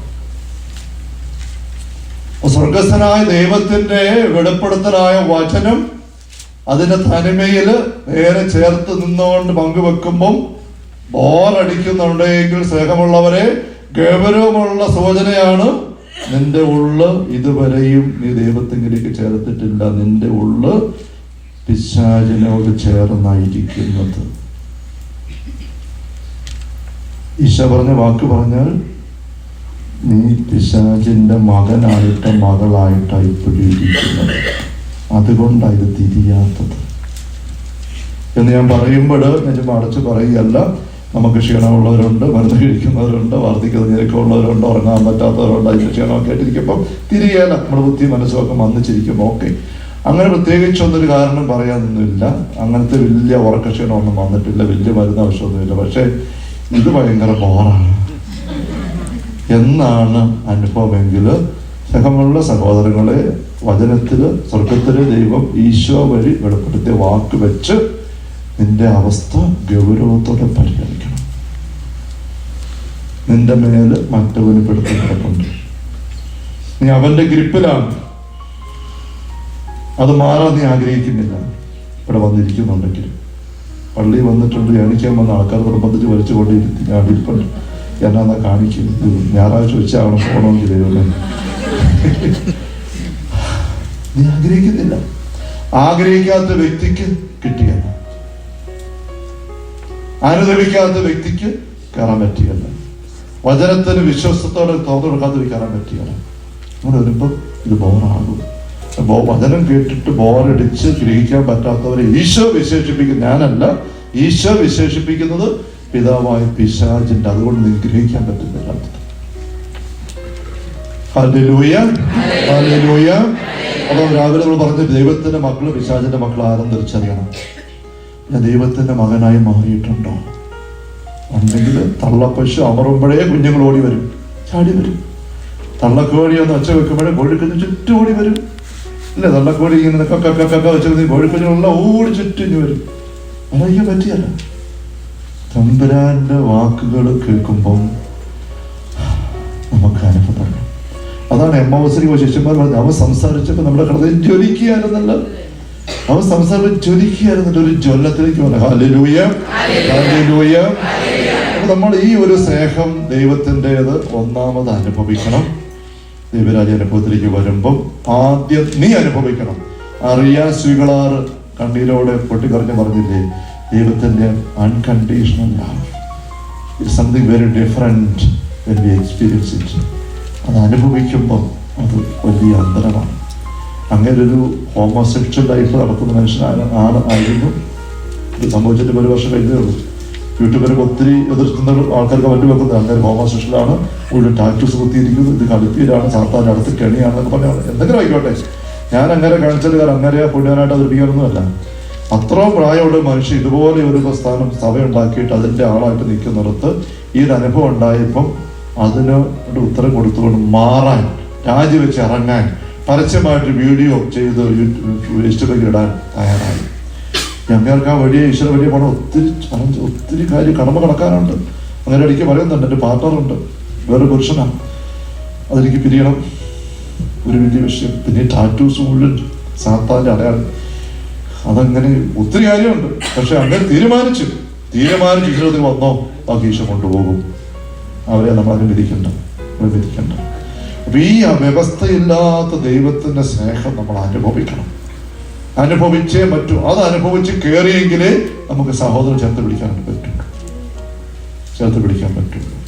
അപ്പം നമ്മള് 10 പ്രമാണങ്ങളെല്ലാം വെച്ചുകൊണ്ടുള്ള ആത്മശോധനയൊക്കെ എടുത്തു. എല്ലാ പ്രമാണങ്ങളുടെയും സാരം സ്നേഹമാണെന്ന് ഇല്ലേ? ഈശോ 10 പ്രമാണങ്ങൾ 2 പ്രമാണങ്ങൾ സംഗ്രഹിക്കാന്ന് പറഞ്ഞിട്ട് 2 സ്നേഹമാണ്. ദൈവത്തെ സഹായക്കാരനെ അല്ലെ സ്നേഹിക്കുക. ഈശോ എന്ന പുതിയ കൽപ്പനയും ഞാൻ സ്നേഹിച്ച പരസ്പരം സ്നേഹിക്കുക. ഇപ്പൊ സ്നേഹത്തിലാണ്. റോമാലേഖനത്തിന്റെ 13-ാമത്തെ അധ്യായത്തില്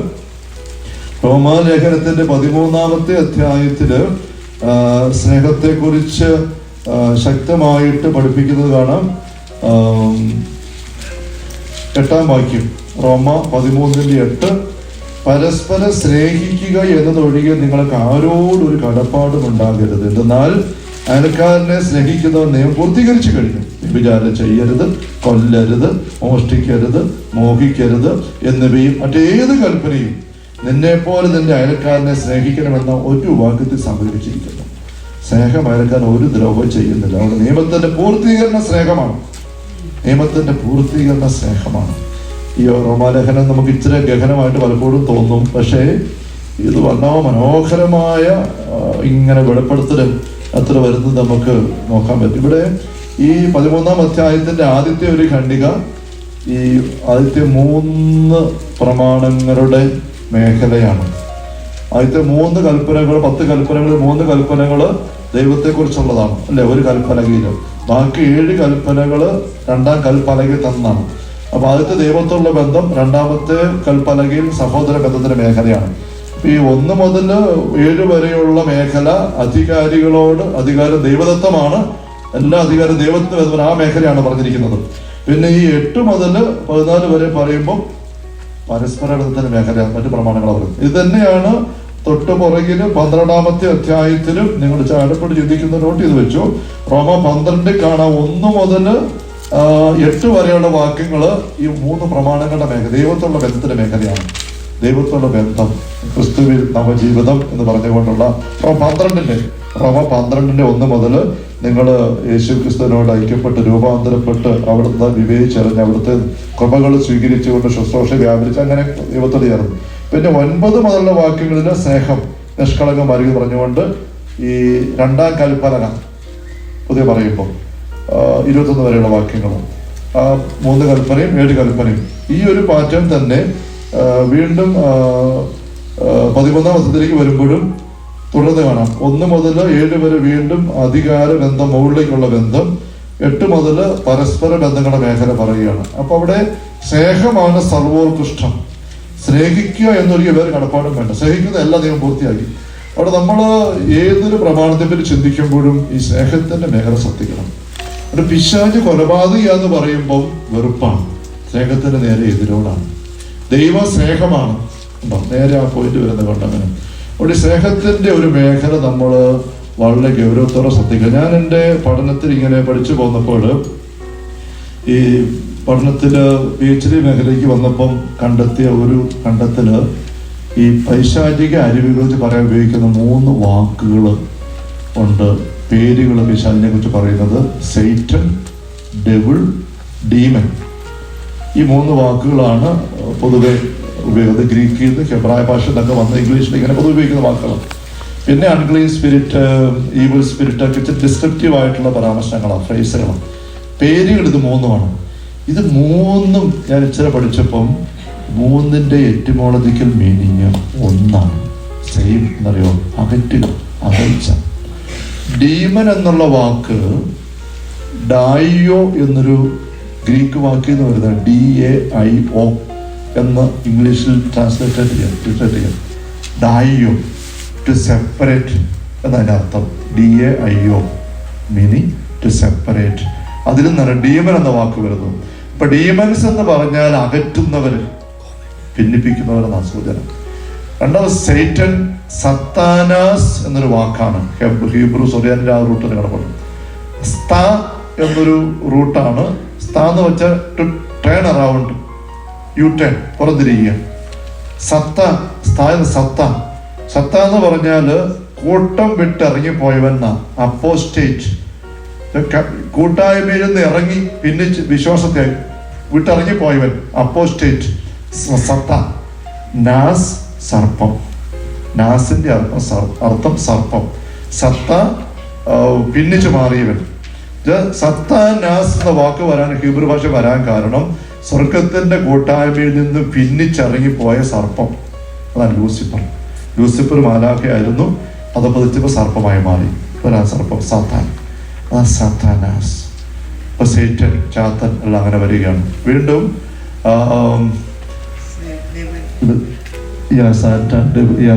ഇതെന്റെ ബുക്കിനകത്ത് നിന്ന് എടുത്താണ്. Okay, thank you. വീണ്ടും ഡെവിൾ എന്നുള്ള വാക്ക് ഡിയാബോളോസ്, ഗ്രീക്ക് വാക്ക് അതാണ്. ഡിയാബോളോസ്, ഇംഗ്ലീഷില് DIABOLOS, ഡിയാബോളോസ് എന്ന് എഴുതും. ഇത് 2 വാക്കുകൾ ചേർന്നാണ് ഡിയാ ബല്ലേൻ, ഗ്രീക്കാണ്.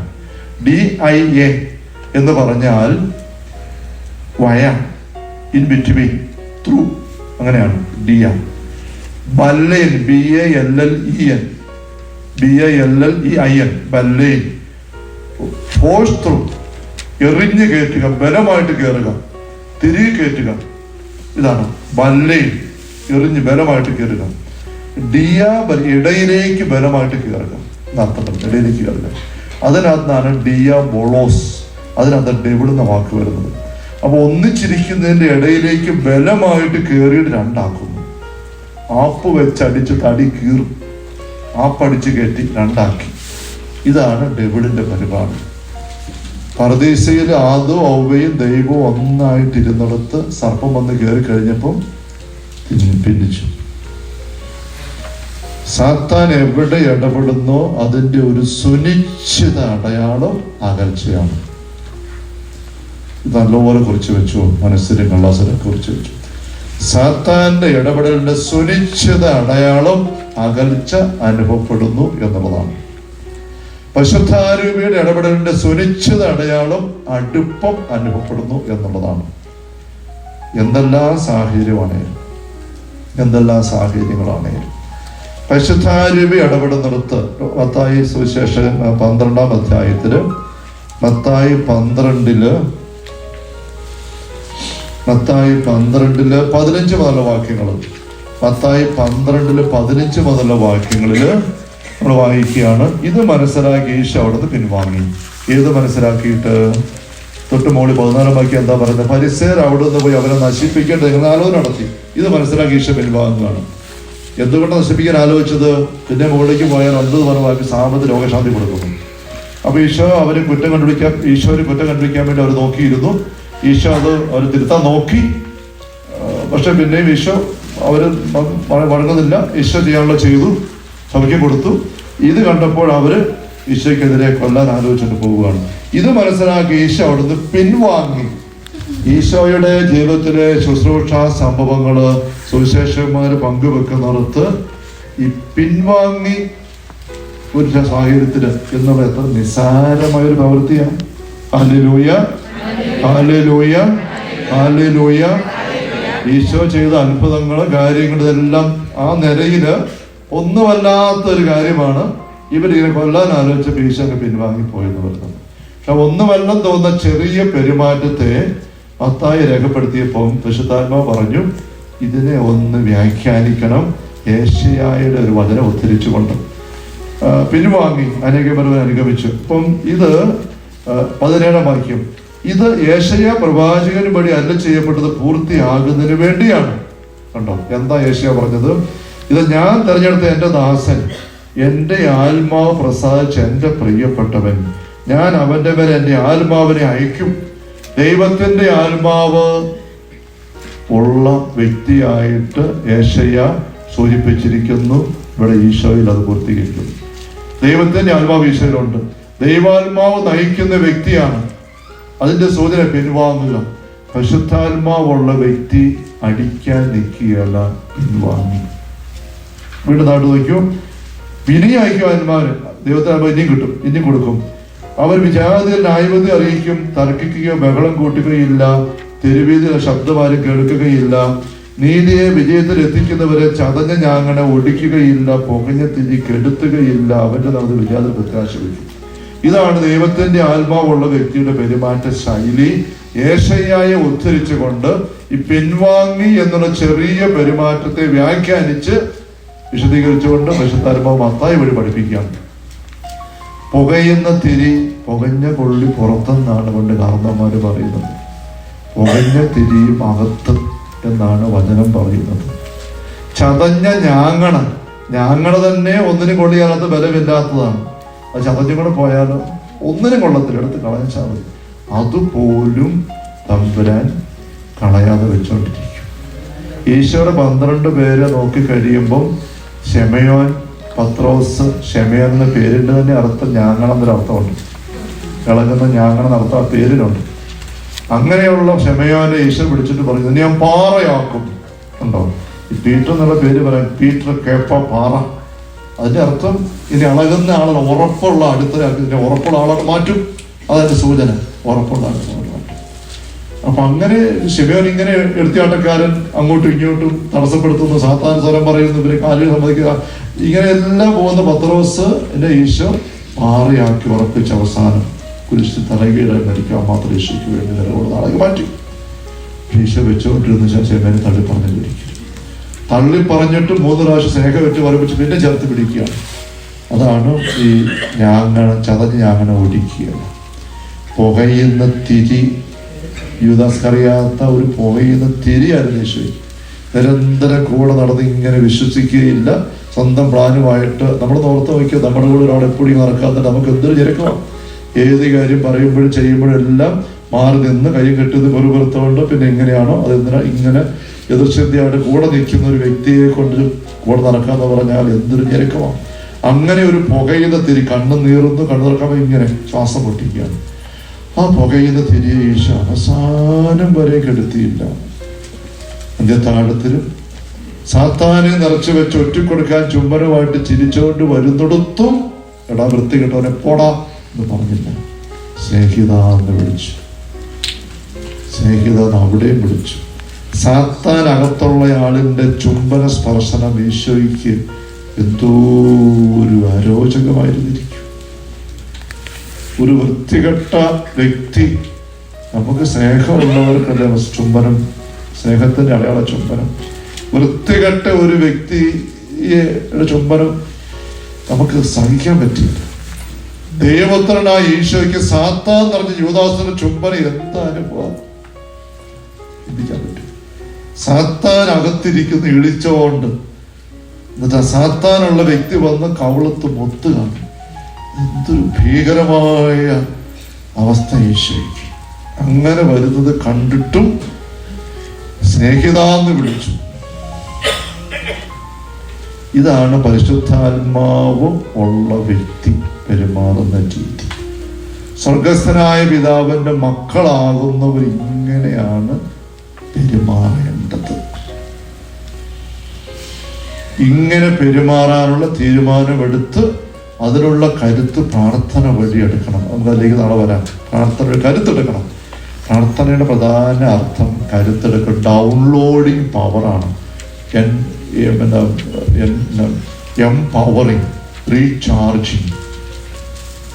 യാചിക്കുക എന്നുള്ളതല്ല പ്രാർത്ഥന. അത് നാളെ വരാം. അപ്പം ഇങ്ങനെ നമുക്ക് എല്ലാവരെയും ചേർത്ത് പിടിക്കാൻ, ഒപ്പം നിർത്താൻ, ചേരുന്നില്ലാത്തവരെയും തള്ളിക്കളയാതെ കൊണ്ടുപോകാൻ, ആത്മാർത്ഥമായിട്ട് ആത്മീയതയിൽ മുന്നേറാൻ നോക്കുന്നവരൊക്കെ ഞെരുക്കം ഉണ്ടാക്കുന്ന ഒരു വചനമാണ് മത്തായി 5:20, 19, 20 വാക്യം. മത്തായി 5:19, സോറി 24, 25, സോറി മത്തായി 5:23 മുതൽ, സോറി കേട്ടോ, മത്തായി 5:23, 24, 25 വാക്യങ്ങൾ. എന്താണത്? നീ ബലിപീഠത്തിൽ കാഴ്ച അർപ്പിക്കുമ്പോൾ നിന്റെ സഹോദരൻ അതിൽ ബലിവന്നോർത്താൽ കാഴ്ച വസ്തുവാണ് ബലിപീഠത്തിന് മുൻപ് വെച്ചിട്ട് പോയി സഹോദരൻ രമ്യപ്പെടുക, പിന്നെ വന്ന് കാഴ്ച അർപ്പിക്കുക. 23, 24. നീ ബലിപീഠത്തിൽ ബലിയർപ്പിക്കാൻ നിൽക്കുമ്പോൾ നിന്റെ സഹോദരന് നിന്നോട് എന്തെങ്കിലും വിരോധമുണ്ടോ നീ ഓർത്താൽ ബലി അർപ്പിക്കണ്ട, ചെല്ലാണ് പറയുന്നത്. നമുക്ക് ആരോട് വിരോധമുണ്ട് ക്ഷമിക്കാനാണ് നമുക്ക് അവിടെ ക്ഷമിക്കാൻ പറ്റും. ഇതിപ്പോ നമ്മളോട് വിരോധമുള്ളവരെ പറ്റി ഈശോ പറയുന്നത്. അതുകൊണ്ട് നമ്മൾ പലപ്പോഴും ഹെൽപ്ലെസ് ആവുക. എന്നാ ചെയ്യുന്നത്? ചിലപ്പോൾ നമ്മൾ പറയും ഞാൻ പോയി സംസാരിച്ചു, കണ്ടുമിണ്ടി, കാലെ പിടിച്ചു, എന്നിട്ടും അവർ ക്ഷമിക്കുന്നില്ല, വിരോധം വെച്ച് അടക്കം എന്നാ ചെയ്യും? എൻ്റെ ബലിയർപ്പണം ശരിയാകുന്നുണ്ടോ? ഇതിന്റെ ഉത്തരത്തിൽ ചിന്തിക്കുമ്പോൾ ഞാൻ വേറെ വ്യാഖ്യാനങ്ങളിലേക്ക് ഒന്നും പോകുന്നില്ല. ഈശോയുടെ ലൈഫ് മോഡൽ തന്നെ നോക്കാം. ആദ്യത്തെ പൂർണ്ണ ബലി എന്നേക്കുമായിട്ട് അർപ്പിച്ചത് ഈശോയാണ് ബലിയർപ്പിക്കാൻ. ആ ബലിയർപ്പിക്കാൻ ഈശോ പോകുമ്പോൾ ഈശോയുടെ ബലിപീഠം കുരിശാണ്, ബലിവസ്തുവും ഈശോ തന്നെയാണ്, ബലി അർപ്പകൻ ഈശോയാണ്. Hallelujah, hallelujah. അങ്ങനെ ബലിയർപ്പിക്കാൻ കുരിശുമായിട്ട് ഗാഗുൽത്തായിലേക്ക് പോകുമ്പം ചോദ്യം 1, ആർക്കെങ്കിലും ഈശോയോട് വിരോധം ഉണ്ടായിരുന്നോ? വിരോധം ഇല്ലാത്തവരെ പറ്റിയാണെങ്കിൽ എണ്ണി പറയാം. ഒരുപാട് പേർക്ക് വിരോധം ഉണ്ടായിരുന്നു. ചോദ്യം 2, അങ്ങനെ തന്നോട് ഇത്രയും പേർക്ക് വിരോധമുണ്ടെന്ന് ഈശോയ്ക്ക് അറിയാമായിരുന്നോ? ഓർമ്മയുണ്ടായിരുന്നോ? അങ്ങനെയെങ്കിൽ പിന്നെ എങ്ങനെ ഈശോ ബലി അർപ്പിക്കുന്നത്? അപ്പൊ ഈ പറഞ്ഞ വചനത്തിന്റെ അർത്ഥം കൃത്യ വാച്യാർത്ഥം പറയുന്ന പോലെ അല്ല ഇച്ചൊരു ആഴമുണ്ട് അല്ലെ. ഈശോ തന്നെ പഠിപ്പിക്കുന്ന വിധത്തോട് ഈശോ പ്രവർത്തിക്കുകയല്ലോ. അപ്പൊ നമ്മളിത് വായിക്കും പെട്ടെന്ന് തോന്നുന്നത് ആർക്കിലും വിരോധം നിങ്ങളോടൊന്ന് ഓർത്താൽ ബലിവസ്തു വെച്ചിട്ട് പരിചയപ്പെടുക. അത് ഈശോ ചെയ്തതാണ്. അന്ത്യത്താഴത്തിന് ദിവസത്തെ കാല് പിടിച്ച് കഴുകി. അന്ത്യത്താഴത്തിനടിയിൽ ഒരിക്കലും ആ കർമ്മത്തിനടിയിൽ ഇടയ്ക്ക് ഏക്കുകയല്ല. കുർബാന ചൊല്ലിക്കെടുക്കുന്ന അച്ഛൻ ഇടയ്ക്ക് പോയി വേറെ പരിപാടിക്ക് പോവുകയല്ല. കുർബാന അനുഭവിച്ച് പൂർത്തിയാക്കിയിട്ടേ പോകുള്ളൂ എന്ന് പറഞ്ഞാൽ പെസഹ ഭക്ഷണത്തിന് ഇരുന്ന് കഴിഞ്ഞാൽ ഇടയ്ക്ക് അങ്ങനെ ഏറ്റവും ഇടയ്ക്ക് വെച്ച് മാറിയല്ല. എന്നിട്ട് ഈശോ ഇടയ്ക്ക് മാറി. കാരണം ബലി കുർബാന സ്ഥാപനം. അപ്പൊ യൂദാസിന്റെ ഉള്ളിൽ തന്നോട് വെറുപ്പമായിട്ടിരിക്കുന്നു എന്ന് കണ്ടിട്ട് ഈശോ ലാസ്റ്റ് അറ്റംപ്റ്റും കൂടെ നടത്തുകയാണ്. അവന്റെ കാലിലൊന്ന് പിടിച്ച്. പക്ഷെ യൂദാസിനെ മാത്രം കാലെ പിടിക്കാൻ പോയാൽ മറ്റുള്ളവരൊക്കെ നെറ്റി പിടിക്കും. എന്താ വിഷയം? അവിടെ ഈശോ വസ്ത്രം മാറ്റി വെച്ചിട്ട് അങ്ങേ അറ്റം എല്ലാവരുടെയും കാലിലെ കുടിഞ്ഞു പോകുന്നു. യൂദാസിന്റെ കാലിൽ പിടിച്ച് ലാസ്റ്റ് അറ്റംപ്റ്റ്. പിന്നെ ഒറ്റപ്പെടുക്കാൻ വന്നപ്പോൾ സ്നേഹിത എന്ന് വിളിച്ചു. എന്നിട്ടും പിന്നെ കുരിശെ കിടക്കുമ്പോൾ അവർക്ക് വേണ്ടി പ്രാർത്ഥിക്കുന്നു. ഇത്രമാണ് നമ്മൾ ചെയ്യേണ്ടത് സ്നേഹത്തിന്റെ മേഖലയിൽ. അപ്പോൾ ഇത് വെച്ച് പറയുമ്പം സ്നേഹിക്കുക എന്ന കൽപ്പനയും സ്നേഹത്തിന്റെ ബന്ധത്തിലായിരിക്കുക എന്നത് രണ്ട് കാര്യമാണ്.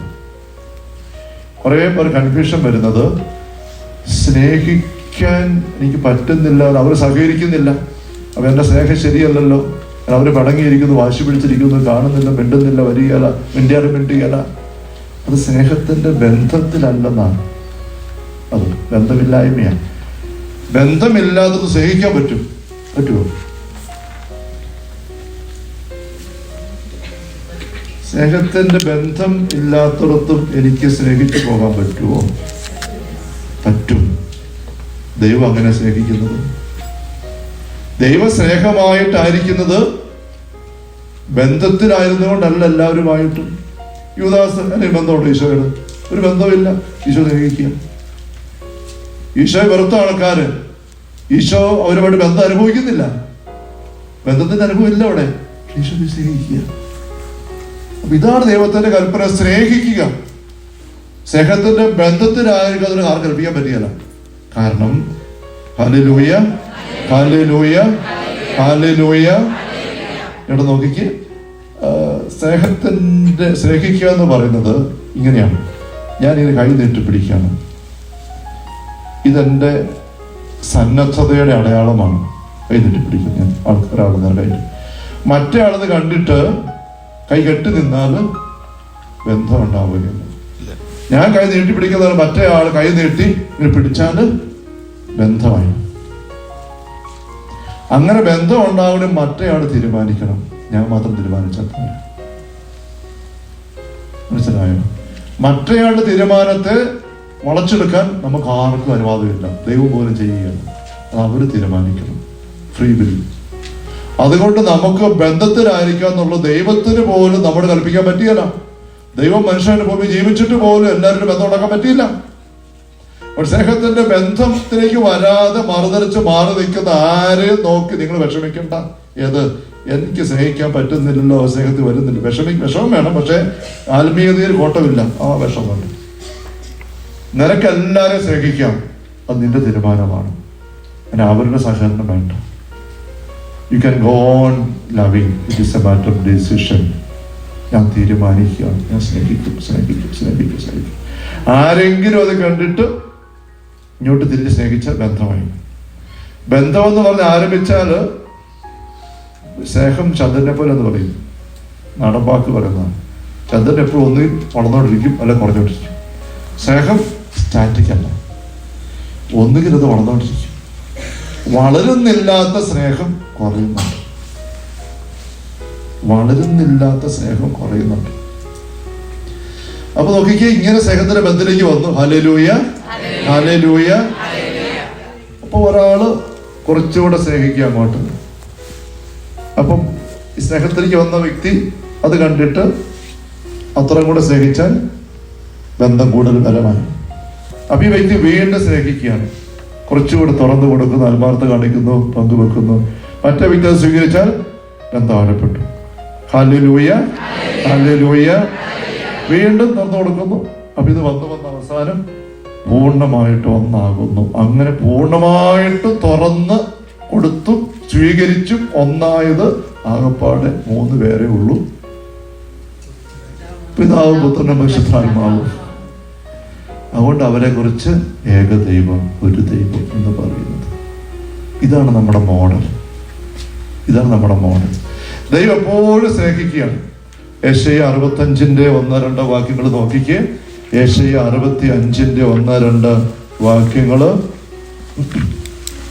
Hallelujah, hallelujah, hallelujah. യെശയ്യാ 65 1-2 വാക്യങ്ങൾ. എന്നോട് ആരായാത്തവർക്ക് ഉത്തരം നൽകാനും എന്നെ തേടാത്തവർക്ക് ദർശനമല്ല ഞാൻ തയ്യാറായിരുന്നു. എന്റെ നാം വിളിച്ച് അപേക്ഷിക്കാത്ത ജനതയോട് ഇതാ ഞാനെന്ന് പറഞ്ഞു. 2-ാം വാക്യം നോക്കിക്കേ. സ്വന്തം ആലോചനകളെ പിന്തുടർന്ന് വഴിതെറ്റി നടക്കുന്ന കലകപ്രിയരായ ഒരു ജനത്തിന് നേരെ ദിവസം മുഴുവൻ ഞാൻ എന്റെ കരങ്ങൾ വിരിച്ചു പിടിച്ചു. ഞാനിപ്പോ കാണിച്ച ഉദാഹരണം മനസ്സിലായോ? സ്വന്തം ആലോചനയെ പിന്തുടർന്ന് വഴിതെറ്റി കലകിച്ചു പോകുന്ന ജനത്തിന്റെ നേർക്ക് ഞാൻ ദിവസം മുഴുവൻ കൈ വിരിച്ചു പിടിച്ചു. കൈ വിരിച്ചു പിടിക്കുന്നത് ഇങ്ങനെ സൈഡിലേക്കല്ല, ജനത്തിന്റെ നേർക്കാണ് കൈ വിരിച്ചു പിടിച്ചു. എന്താ അർത്ഥം? ദൈവം ഇങ്ങനെ സ്നേഹിക്കുകയാണ്. അവരോ അകലോട്ട് പോകുന്നു. സ്വന്തം ആലോചന കലഹിച്ച് വഴിതെറ്റി പോവുകയാണ്. വഴി ഈശോ, വഴി ദൈവം, ദൈവത്തിന്റെ വഴി വിട്ടു പോവുകയാണ്. വഴി തെറ്റി നടക്കുന്ന ജനത്തിനൊക്കെ ദിവസം മുഴുവൻ കൈ നീട്ടി പിടിക്കുകയാണ്. ധൂർത്തന്റെ അപ്പൻ നിന്നത് അങ്ങനെയാണ്. ധൂർത്തന്റെ അപ്പൻ മോൻ പോയി കഴിഞ്ഞിട്ട് നോക്കി നിൽക്കുകയാണ്. അവന് ഒരിക്കൽ തിരിച്ചു വന്നപ്പോഴേ ബന്ധമായി. അപ്പൻ എപ്പോഴും ഇങ്ങനെ നിൽക്കുക. ദൈവം എപ്പോഴും ദിവസം മുഴുവൻ. സ്വർഗത്തിൽ ദിവസമില്ല, ദിവസം ഭൂമിയിലേ ഉള്ളൂ, കറക്കവും സൂര്യനും ഒക്കെ. ദിവസം മുഴുവൻ വെച്ചാൽ കണ്ടിന്യൂസ്. അതുകൊണ്ടാണ് നമ്മുടെ ജീവിതത്തിന്റെ ഏത് ലാസ്റ്റ് നിമിഷത്തിലാണ് ഒരു അപ്പാ ദൈവമേ എന്ന് വിളിച്ചാൽ അപ്പോഴത്തെ ബന്ധമായി ദൈവത്തിൽ ബന്ധമായി കഴിഞ്ഞു. എപ്പോൾ ദൈവത്തെ വിളിച്ചാലും ബന്ധമാണ്. കാരണം ദൈവം എപ്പോഴും ഇങ്ങനെ എവർ നിൽക്കുകയാണ്, കാത്തു നിൽക്കുകയാണ്. അന്ധവിശ്വാസം വിളിക്കുന്നതിന് മുമ്പ് ദൈവമേ എന്ന് വിളിച്ചാൽ. ഈ ജോൺ മരി വിഹാരിച്ചന്റെ ജീവിതത്തിൽ പറയുന്നൊരു സംഭവം ഇങ്ങനെയാണ്. അദ്ദേഹം ജീവിച്ചിരിക്കുമ്പോൾ ഫ്രാൻസിലെ ആർസില് ജോൺ മരി വിഹാരിച്ച് അച്ഛന്മാരുടെ മാതൃക അല്ലേ. അപ്പൊ ആ നാളുകളിൽ ദൂരെയുള്ള ഒരു നഗരത്തില് ഒരു ഭാര്യയും ഭർത്താവ് ജീവിച്ചിരുന്ന. ഭർത്താവ് ഭയങ്കര കുടിയനായിരുന്നു, പള്ളിപ്പോക്കില്ല, പ്രാർത്ഥനയില്ല, ഉദാശയില്ല. അങ്ങേര് ഈ ഭാര്യയുടെ നിരന്തരമായ പ്രാർത്ഥന, എൻ്റെ ദൈവമേ അങ്ങേരത് കുമ്പസാരിക്കണേ മരിക്കുന്നതിന് മുമ്പ്.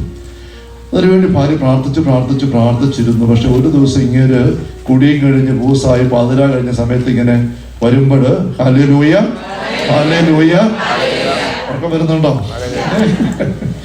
ഹല്ലേലൂയ. കുടിയും കഴിഞ്ഞ് ഇങ്ങനെ വരുമ്പോൾ നഗരത്തിൽ വലിയ നദിയുണ്ട്, പാലമുണ്ട്. ഈ പാലത്തെ വന്നപ്പോൾ എടുത്ത് ചാടി ആറ്റിലേക്ക് ആത്മഹത്യ ചെയ്തു, മരിച്ചു. ഭാര്യ അങ്ങ് നിരാശയായി.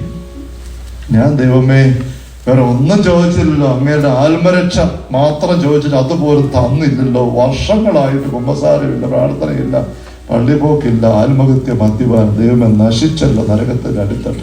നിരാശ കയറി വിഷമിച്ചടക്കുമ്പോൾ ആൾക്കാർ ആരോട് പറഞ്ഞ ആർസിന്റെ അച്ഛനുണ്ട്, നിങ്ങൾ അവിടെ നിന്ന് പോകും, എന്തെങ്കിലും ആശ്വാസം കിട്ടും.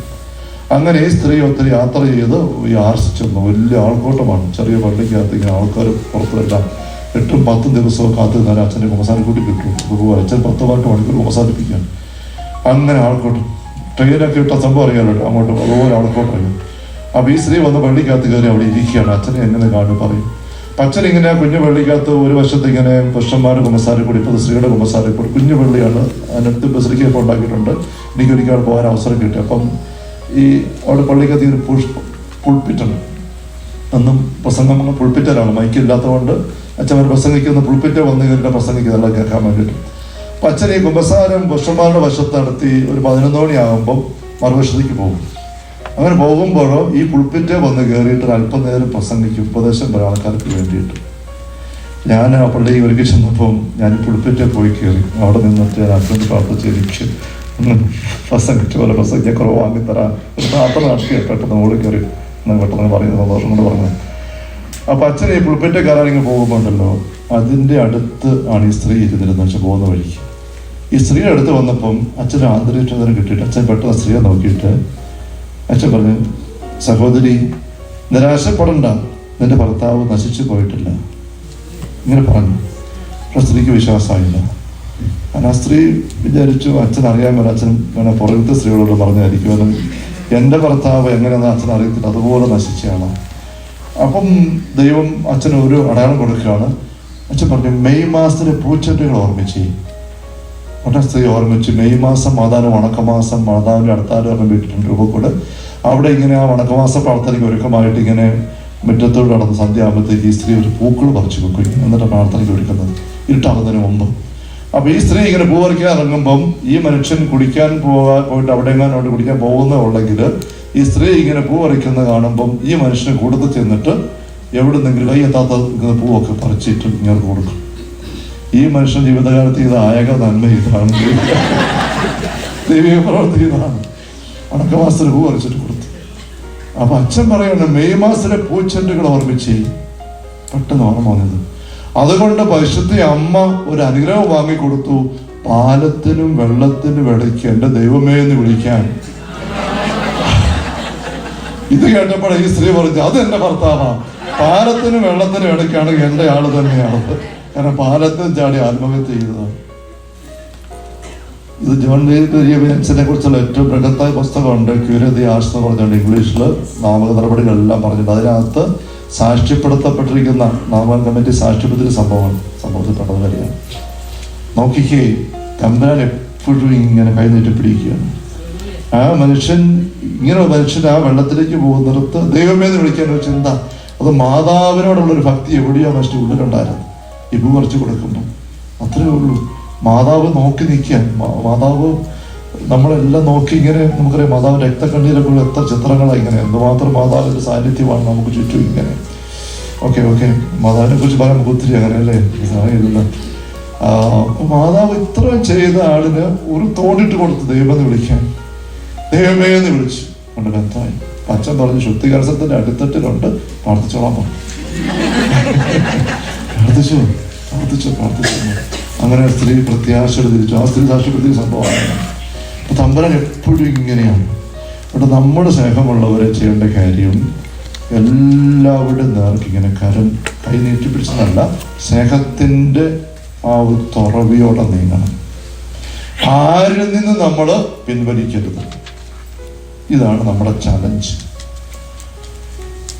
മറ്റുള്ളവർ നിന്നെ സ്നേഹിക്കുകയോ ഇല്ലയോ, നിന്നെ മനസ്സിലാക്കുകയോ ഇല്ലയോ, നിങ്ങൾ സഹകരിക്കുകയോ ഇല്ല, അത് അവരുടെ സ്വാതന്ത്ര്യമാണ്. അത് നിന്റെ ഭർത്താവാകട്ടെ, ഭാര്യയാകട്ടെ, അപ്പനാകട്ടെ, അമ്മയാകട്ടെ, മോനാകട്ടെ, മോളാകട്ടെ, കൂടപ്പുറപ്പാട് ആരും ആയിക്കോട്ടെ, നിന്നെ സ്നേഹിക്കണോ വേണ്ടത് തീരുമാനിക്കാൻ ദൈവം അവർക്ക് സ്വാതന്ത്ര്യം കൊടുത്തിട്ടുണ്ട്. അത് ഞാൻ അനുവദിക്കരുതെന്ന് പറയാൻ നീ ആരാ? സൃഷ്ടിച്ച ദൈവത്തോട് പോലും നോ പറയാനുള്ള ശേഷി ഓരോ വ്യക്തിക്കും ഉണ്ടെങ്കിൽ അപ്പനോടോ അമ്മയോടോ കൂടപ്പുറപ്പിനോടോ ഭർത്താവോടോ ഭാര്യയോടോ അവിടെ സ്നേഹത്തെ നോക്കി നോ പറയാൻ സ്വാതന്ത്ര്യമുണ്ട്. അത് നമ്മൾ മാനിക്കണം. വേദനയാണ്, മാനിക്കണം. വെറുക്കാതെ കാത്തു നിൽക്കണം, സ്നേഹിക്കണം. ദൈവത്തിന്റെ സ്നേഹത്തെ കുറിച്ച് പറയും 3 കാര്യങ്ങൾ അടിവരയിട്ട് പറയാൻ. 3 കാര്യങ്ങളുണ്ട് ദൈവത്തിന്റെ സ്നേഹത്തിൽ. ദൈവത്തിന്റെ മക്കളാകാൻ ആഗ്രഹിക്കുന്നവർക്ക് ഈ 3 കാര്യം വേണം. അതുകൊണ്ടാണ് പറയുന്നത്. 1, ദൈവം മറ്റുള്ളവരുടെ സ്വാതന്ത്ര്യം ദൈവം കൊടുത്താണ്, അതിനെപ്പോഴും അനുവദിക്കുന്നു, മാനിക്കുന്നു.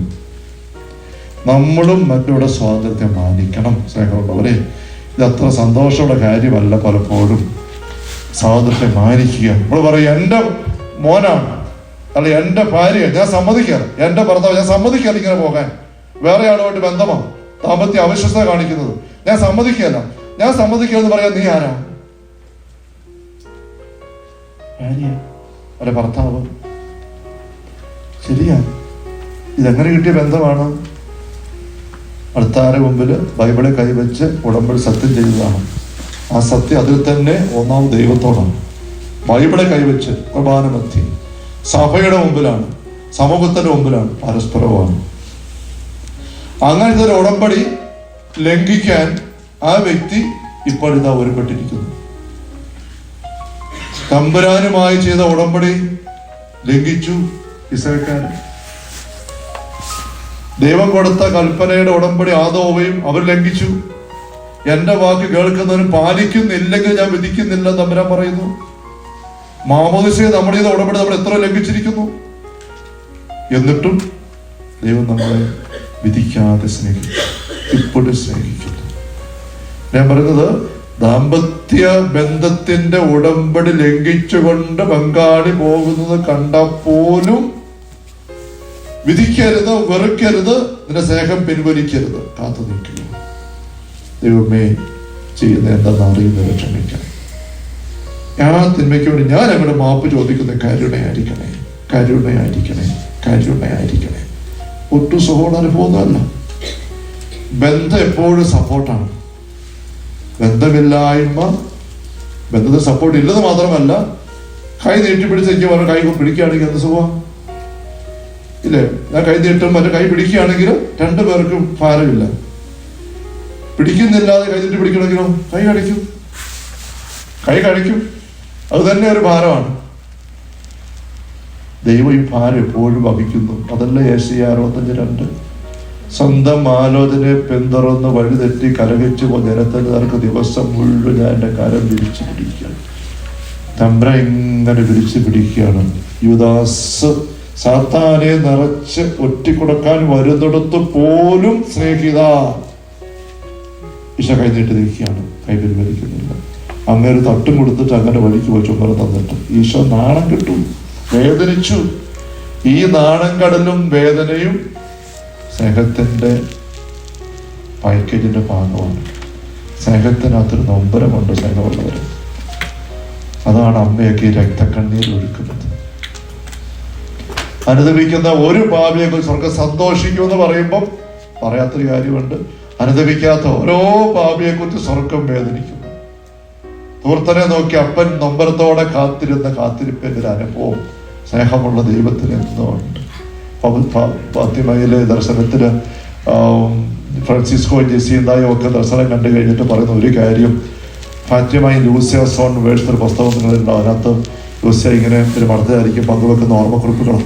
അതിനകത്ത് പറയും, ദൈവത്തിന്റെ മുഖത്ത് സങ്കടമാണല്ലോ. എന്താ? ഫ്രാൻസിസ് ചോദിക്കുകയാണ്. മാതാവ് പറഞ്ഞു, അനേകര് നരകത്തിൽ പോയി നശിക്കുന്നു. ഓരോ ദിവസവും സ്വന്തം പുത്രനെ ബലിയായിട്ട് കൊടുത്ത് അങ്ങനെ രക്ഷ നേടിയെടുത്തിട്ട് പോലും അനേകർ ശ്രദ്ധിക്കാതെ പിശാചിന്റെ വഴിയെ പോയി ഇങ്ങനെ നശിക്കുന്ന കണ്ട് അതിന്റെ നൊമ്പരം അമ്മോനെ നീ കണ്ടെന്ന് പറഞ്ഞു മാതാവ്. അപ്പൊ പിന്നെ ഈ പിള്ളേരെ ചോദിച്ചപ്പോ ഈ നരകത്തിൽ പോകുന്ന അത്ര കുഴപ്പമാണോ? എന്താ ഈ നരകം? സ്വർഗത്തിന്റെ ദർശനം കാണിച്ചപ്പോഴാണ് സ്വർഗത്തിലാണ് നരകവും. അപ്പൊ മാതാവ് നരകത്തിന്റെ ദർശനം കാണിക്കാനേ ഉള്ളൂ. ഇതും ശ്രദ്ധിക്കേണ്ട കാര്യമല്ല. യോസേഫിനെ പറ്റി പറയുമ്പോൾ ഈ അപ്പസ്തലൻ പറയും, നമ്മൾ അനേകര് നല്ല ഭക്തി വിശ്വാസം ഉള്ളവർ പോലും കുഞ്ഞുങ്ങളോടും അങ്ങനെയുള്ളവരോട് നരകത്തെക്കുറിച്ചൊന്നും പറയരുത്, അവരെ പേടിപ്പിക്കരുത്, പേടിപ്പിക്കണ്ട എന്ന് ചിന്തിക്കുന്നവരാണ്. ലൂസിയ കുറിപ്പ് എഴുതുന്നുണ്ടോ? പക്ഷേ സ്വർഗം ചിന്തിക്കുന്ന അങ്ങനെയല്ല, ചിന്തിച്ച അങ്ങനെയല്ല. ഞങ്ങൾ 3 പിള്ളേര്, എനിക്ക് 11, അവർക്ക് 11 വയസ്സ്, ഫ്രാൻസിസ്കോയ്ക്ക് 9 വയസ്സ്, ജെസിൽദായ്ക്ക് 6 വയസ്സ്. ഈ പൊടിക്കുഞ്ഞുങ്ങളാണ്. ഈ പൊടിക്കുഞ്ഞുങ്ങൾക്ക് നരകത്തെക്കുറിച്ച് പറയാനല്ല, അവരോട് തനി നരകം കാണിച്ചു കൊടുക്കാൻ സ്വർഗം തയ്യാറായി. ഇത് ലൂസിയ എടുത്ത് പറയുന്നല്ല പുസ്തകത്തിനകത്ത്. അത് പേടിച്ച് ഞങ്ങള്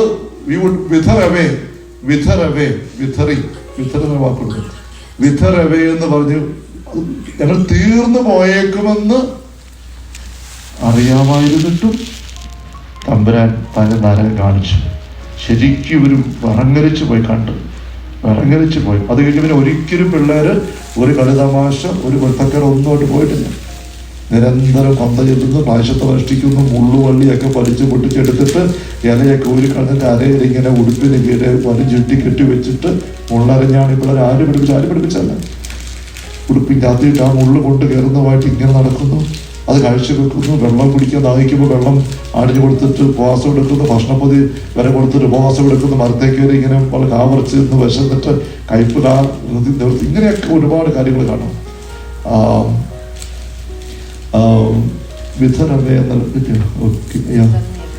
Some people, even the most devout, refuse to speak to children about hell in case it would frighten them. And God did not hesitate to show hell to 3 children, one of whom was only 6 years old, knowing well that they would be horrified to the point of, I would almost dare to say, withering away with fear.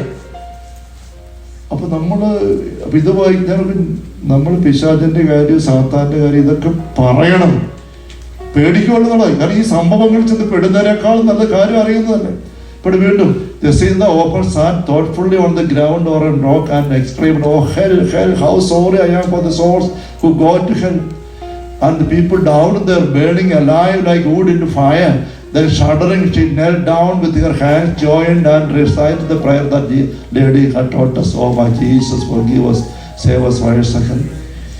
ഇങ്ങനെ അവിടെ ഇടയ്ക്കിടയ്ക്ക് പ്രാർത്ഥന ചെയ്യുക. അപ്പോഴങ്ങനെ മാറിപ്പോയി ഈ ബോധ്യം കിട്ടും. അപ്പം ഞാൻ പറഞ്ഞത്, സ്വർഗവും പരിശുദ്ധ അമ്മയും പൊടി കുഞ്ഞുങ്ങൾക്ക് സാത്താനെ കുറിച്ച് സാധാരണ കാര്യങ്ങൾ അത്രയും നരകം തന്നെ കാണിച്ചു കൊടുക്കും. Hallelujah, hallelujah, hallelujah. ഞാൻ അതിലേക്ക് വന്ന് ഇവിടെ നിന്ന് അല്പം വിട്ടുപോയി. ഏത് ദൈവം. Okay okay okay okay okay okay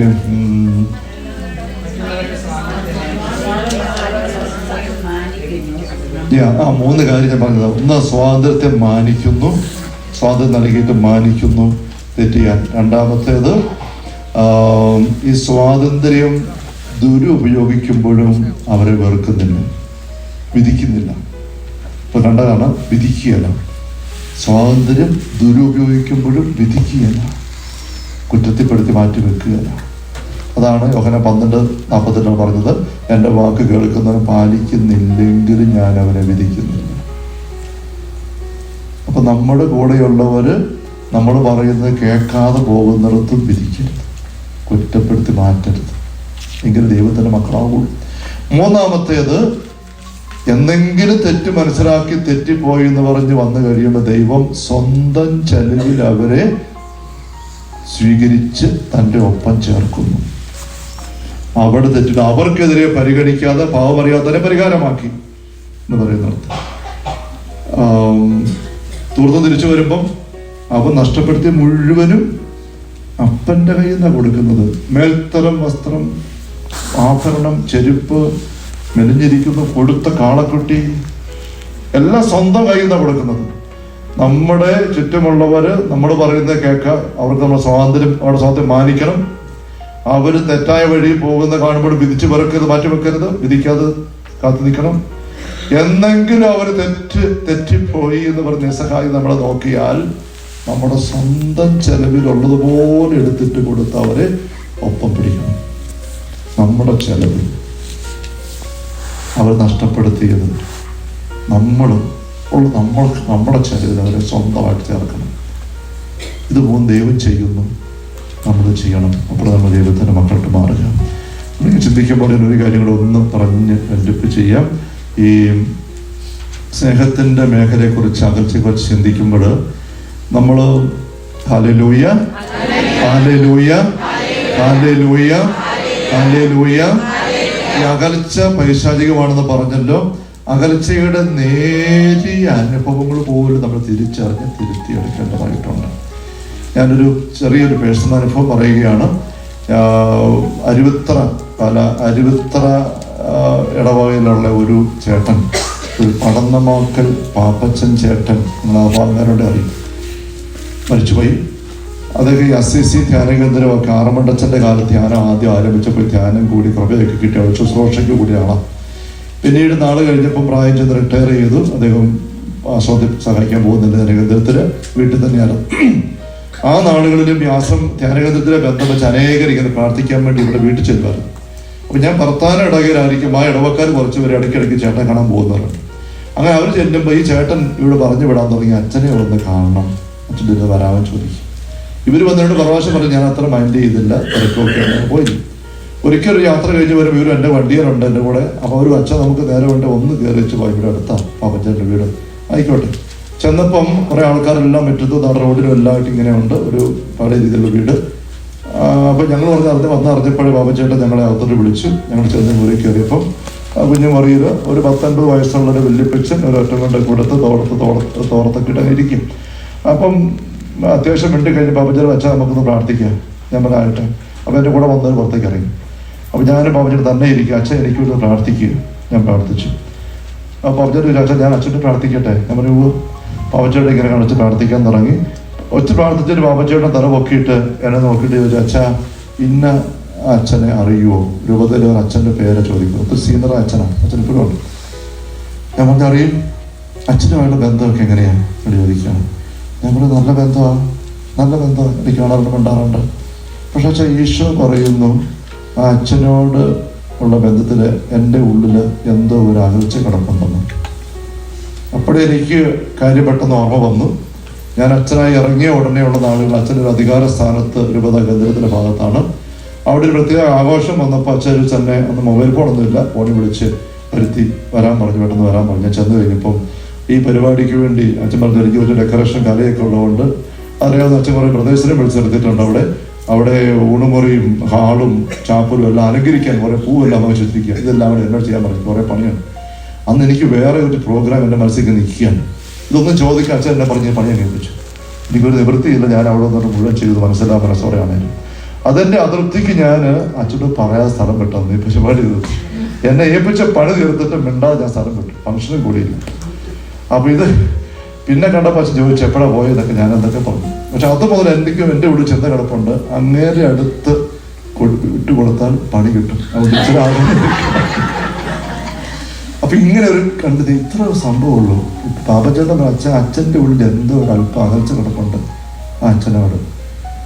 ഞാൻ പറഞ്ഞു ശരിയാ പാപ്പച്ചേട്ടൻ പിന്നീട് പ്രാർത്ഥിക്കുകയാണ്. അച്ഛൻ പ്രാർത്ഥിച്ചിട്ട് വീണ്ടും ചോദിച്ചു ഇന്ന അച്ഛനെ അറിയുമോ? ഞാൻ പറഞ്ഞു അറിയും. ആ അച്ഛൻ്റെ ബന്ധമൊക്കെ എങ്ങനെയാണ്? ഞാൻ ഉറപ്പിച്ചു നല്ല ബന്ധമാണ്, അടുത്ത കാലത്തും കണ്ടതാ വേണ്ടിയതാണ്. പക്ഷെ അച്ഛൻ ഈശോ പറയുന്ന ആ അച്ഛനോട് എന്തൊരു അസ്വസ്ഥയാണ്. അപ്പോൾ ഈ കാര്യം മനസ്സിലായി. രൂപതയുടെ ഒരു വലിയ സ്ഥാപനത്തിൽ ഓരോ അച്ഛന്മാരിങ്ങനെ ഉണ്ടായിരുന്നു ഒരു കാലഘട്ടത്തിൽ. ഇങ്ങനെ അങ്ങനെ അതിൻ്റെ ഹെഡായിരുന്നു. അങ്ങനെ ഞങ്ങളുടെ ഒരു മയവും ഇല്ലാതെ ഇങ്ങനെ ഞങ്ങൾ ഉൾപ്പെട്ട അച്ഛന്മാരവിടെ ഉണ്ടെങ്കിലും ഞങ്ങളെ തിരിച്ചു പറയാൻ പോയ സംഭവം പുറത്താവുകൊണ്ട് ഞാൻ പറയും. അങ്ങനെ പെരുമാറി പലപ്പോഴും ഇങ്ങനെ ഞങ്ങൾ വിഷമിച്ചിട്ടുണ്ട്. അപ്പം ഞങ്ങൾ കൊച്ചന്മാർ 6 പേരുണ്ട്. ഞങ്ങൾ താമസിക്കുന്നത് ഞങ്ങൾ വരുമ്പോൾ ഇങ്ങനെയുടെ ഈ ക്രൂരകൃത്യങ്ങളെല്ലാം പറഞ്ഞ് ഇങ്ങനെ ആഘോഷിക്കാന്നുള്ളത് ഞങ്ങളുടെ ഒരു പ്രധാന വിനോദമായിരുന്നു ഇങ്ങനെ. അങ്ങനെ അപ്പം അത് കഴിഞ്ഞ് അങ്ങേരും അവിടെ നിന്ന് പോയി, ഞങ്ങളും പോയി. പിന്നാലും ഞങ്ങളുടെ ഈ അച്ഛന്മാർ ഒരുമിച്ച് കാണുമ്പോൾ പണ്ടത്തെ കാര്യം ഇങ്ങനെ പറയും, ഈ ചൊറിയുണ്ടെങ്കിൽ ഇടയ്ക്കിടെ ഈ കടിക്കുമ്പോൾ ഒന്നും മാന്തിയ ഒരു സുഖമില്ല, ഇങ്ങനെ വെറുപ്പുണ്ടെങ്കിൽ ഇടയ്ക്കിടയ്ക്ക് ഒന്ന് കുറ്റം പറയുമ്പോൾ ഒരു ആശ്വാസം പോലെയാണ് എന്ന് പറഞ്ഞ പോലെ ഞങ്ങൾക്ക് ഇതൊരു സുഖമായിരുന്നു ഇങ്ങനെ. അപ്പൊ പാപ്പച്ചേട്ടൻ പറ അച്ഛാ ഈശോ പറയുന്ന ആ ബന്ധത്തിൽ എന്തോ ഒരല്പം അച്ഛൻ അകൽച്ച കിടപ്പുണ്ടെന്ന്. ഞാൻ പറഞ്ഞു ശരിയാ. പാപ്പച്ചേട്ടൻ പിന്നെ കളിച്ച് പ്രാർത്ഥിക്കുകയാണ്. ഇത് അടുത്ത അച്ഛൻ്റെ പേര്. സ്നേഹമുള്ളവരെ, ഇത് ഇങ്ങനെ ഒരു 10-14 അച്ഛന്മാരാണ് ഭൂരിഭാഗം. അല്ലാത്ത ഏതാനും പേരിങ്ങനെ 3-4 കഴിഞ്ഞ് പിന്നെ ഓരോ ചോദിക്കുമ്പോൾ ഞാൻ പിന്നെ ചെറിയ സത്യങ്ങളൊക്കെ പറയാൻ തുടങ്ങി. തിരിച്ച് ഞാൻ പള്ളി വന്നു കഴിഞ്ഞിട്ട് നേരെ അടുത്താരും പിന്നെ പോയി പേപ്പറും പേനയായിട്ട് പോയിരുന്ന് ഈശ്വരൻ വന്നിരുന്നതുകൊണ്ട് ഇതെല്ലാം ഓർമ്മയെന്ന് കുറിച്ച് വേറെ ചെറുതീശ കാഴ്ച ഉറപ്പിച്ച് നിൽക്കുന്ന സാധിച്ചു. എന്തോ ഒരു ഫ്രീഡം കിട്ടുന്നറിയാം. ഇത് ഈ ഫെബ്രുവരി 12, 14, 15 വിദ്വേഷത്തിന്റെ വേര് വളർന്ന് ഉപദ്രവം ചെയ്യാതിരിക്കാൻ സൂക്ഷിക്കണം. ഫെബ്രുവരി 12, 14, 15 വിദ്വേഷത്തിന്റെ വേര്. അവിടെ പറയാൻ വിദ്വേഷം മൂലം പലരും അശുദ്ധരായിട്ട് തീരുന്നു. വിശുദ്ധി കൂടാതെ ദൈവത്തെ കാണാൻ പറ്റിയാൽ പ്രസംഗിക്കാൻ പറ്റിയാൽ നമ്മൾ അനേകം ചിന്തിക്കുന്ന അശുദ്ധി ഉണ്ടാകുന്നത് ലൈംഗിക മേഖലയിലെ വീഴ്ച കൊണ്ടാണ്. അതങ്ങനെയാണ്. അതുകൊണ്ട് മാത്രമല്ല, വിദ്വേഷം മൂലം പലരും അശുദ്ധരായിട്ട് തീരുന്നു. ഈ അശുദ്ധിയിൽ നമ്മൾ അനേകർ പെട്ടിട്ടുണ്ട്. വിദ്വേഷം അത് വലിയ വലിയ കാര്യങ്ങൾ മാത്രമല്ല, ഇങ്ങനെ കുഞ്ഞു കാര്യങ്ങൾ. പോഷ വിട്ടി എന്ന് വിളിച്ചാൽ നരകാഗ്നിക്കിരയാണ്. ഈ ഒരു മേഖല നമ്മൾ ഒന്ന് ആത്മശോധന ചെയ്ത് ബന്ധങ്ങളെല്ലാം എടുക്കണം. നമ്മുടെ ബന്ധങ്ങളിലേക്കൊക്കെ നോക്കി ഇങ്ങനെ അവിടെ ധ്യാനത്തിൽ ഇങ്ങനെ ആൾക്കാരുടെ എല്ലാ ബന്ധങ്ങളും, ഭാര്യ ഭർത്തൃ ബന്ധം, ദമ്പതികളാണെങ്കിൽ മക്കളുടെ വേല മറവുകൾ എല്ലാ ബന്ധം ഓർത്തോർത്ത് പഴയ കാലം മുതലേ ഉള്ള ഓർമ്മകൾ കടന്നു വരാൻ പറയും. അപ്പോൾ ആത്മശോധന ഇരുന്നുകൊണ്ട് എവിടെയെങ്കിലും എന്തെങ്കിലും അല്പം അകൽച്ചയെന്ന് പറയുന്ന പരിശുദ്ധാത്മാവിന്റെ ഫലങ്ങളിൽ ഇല്ല. നമുക്കൊരു വ്യക്തിയെ പറ്റി ഓർക്കുമ്പോഴേ ഒരടുപ്പമാണ് തോന്നേണ്ടത്. പോയി കാണണോ ചിരിക്കണം വേണ്ടൊന്നുമില്ല, അടുപ്പം അനുഭവപ്പെടണം. ഒരു വ്യക്തിയെ പറ്റി ഓർക്കുമ്പോഴേ ഒരു അകൽച്ച, ആ വീട്ടിൽ പോകാൻ തോന്നുന്നില്ല, നിവൃത്തിയില്ല, ചെന്നാൽ തന്നെ പെട്ടെന്ന് ഇറങ്ങി പോരാൻ തോന്നുന്നു. വഴി വെച്ചെങ്ങാനും കാണേണ്ട സാഹചര്യം വന്ന വരുന്നുണ്ട്, എങ്ങനെ കാണാതിരിക്കുന്നു, ഇങ്ങനെ തോന്നിപ്പോകുന്നു. അകൽച്ചയുടെ അരുവി പൈശാചികമാണ്. ഡീമൺ, ഡെവിൾ, സൈറ്റൻ, മൂന്നിൻ്റെയും വ്യക്തിപാടുക്കൾ മീനിങ് അകറ്റുക. ഞാൻ പറഞ്ഞു, പിശാചിന്റെ സ്വാധീനമുണ്ടോ എന്നറിയാനുള്ള സുനിശ്ചിത മാർഗം നിനക്ക് ആരോടെങ്കിലും അകൽച്ചയുണ്ടോ? നീ ആരെയെങ്കിലും മാറ്റിവെച്ചിട്ടുണ്ടോ? ആരെയെങ്കിലും മാറ്റിവെച്ചു? ലൂക്കാ 8:27 ഗെരാസീന നാട്ടിലെ പിശാച് ബാധിതൻ പറഞ്ഞിരിക്കുന്നത്, അവന് വീട്ടിലല്ല ശവക്കലറ കഴിഞ്ഞിരുന്നത്. അവന് വീട്ടിൽ കഴിയത്തില്ല, വീട്ടുകാരെ കാണത്തില്ല, കൂടെ ജീവിക്കത്തില്ല, കാണാൻ പറ്റുകയില്ല, മിണ്ടാൻ ഇഷ്ടമില്ല, ഒരുമിച്ച് ജീവിക്കാൻ പറ്റുന്നില്ല. ഒരു വീട് വിട്ട് പോകത്തില്ല, ആ മുറി ഈ മുറി മിണ്ടിയല്ല, ഒരുമിച്ച് ഭക്ഷണം കഴിക്കരുത്, നിവൃത്തിയാണ്. ഭക്ഷണം കഴിക്കാൻ പറ്റാതെ മുഖത്തോട്ട് നോക്കിയല്ല, ചോദിച്ചാൽ ഉത്തരവില്ല, ചോദിക്കാൻ ഇഷ്ടമില്ല. ഈ അവസ്ഥയിൽ ഒരു കട്ടിലെ കിടന്നാൽ പോലും സ്നേഹമുള്ളവരെ പൈശാചികമായ ഭരണത്തിലാണ് നമ്മൾ. ആ വ്യക്തി സ്നേഹിക്കുന്നുണ്ടെങ്കിൽ നോക്കണ്ട, പുകയുന്ന തിരി ചതഞ്ഞ് ഞാങ്ങണ പോലെ ആയിക്കോട്ടെ, നിന്റെ ഭാഗത്തുനിന്ന് സ്നേഹിക്കുക. മിണ്ടണമെന്ന് ചിരിക്കണമെന്ന് പോലുമില്ല, ഉള്ളുകൊണ്ട് സ്നേഹിച്ച് നിൽക്കുക. അവർക്ക് എന്തെങ്കിലും ആവശ്യമുണ്ടോ ഒപ്പം റെഡിയായിട്ട് കൊടുക്കുക, അങ്ങനെ ഒപ്പം നയിക്കുക. ഇതിനകത്ത് നമ്മൾ പുറകോട്ട് പോയിട്ടുണ്ടെങ്കിൽ സ്നേഹമുള്ളവരെ ദൈവരാജ്യത്തിന് പുറത്താണ്, ദൈവരാജ്യാനുഭവം അല്ല.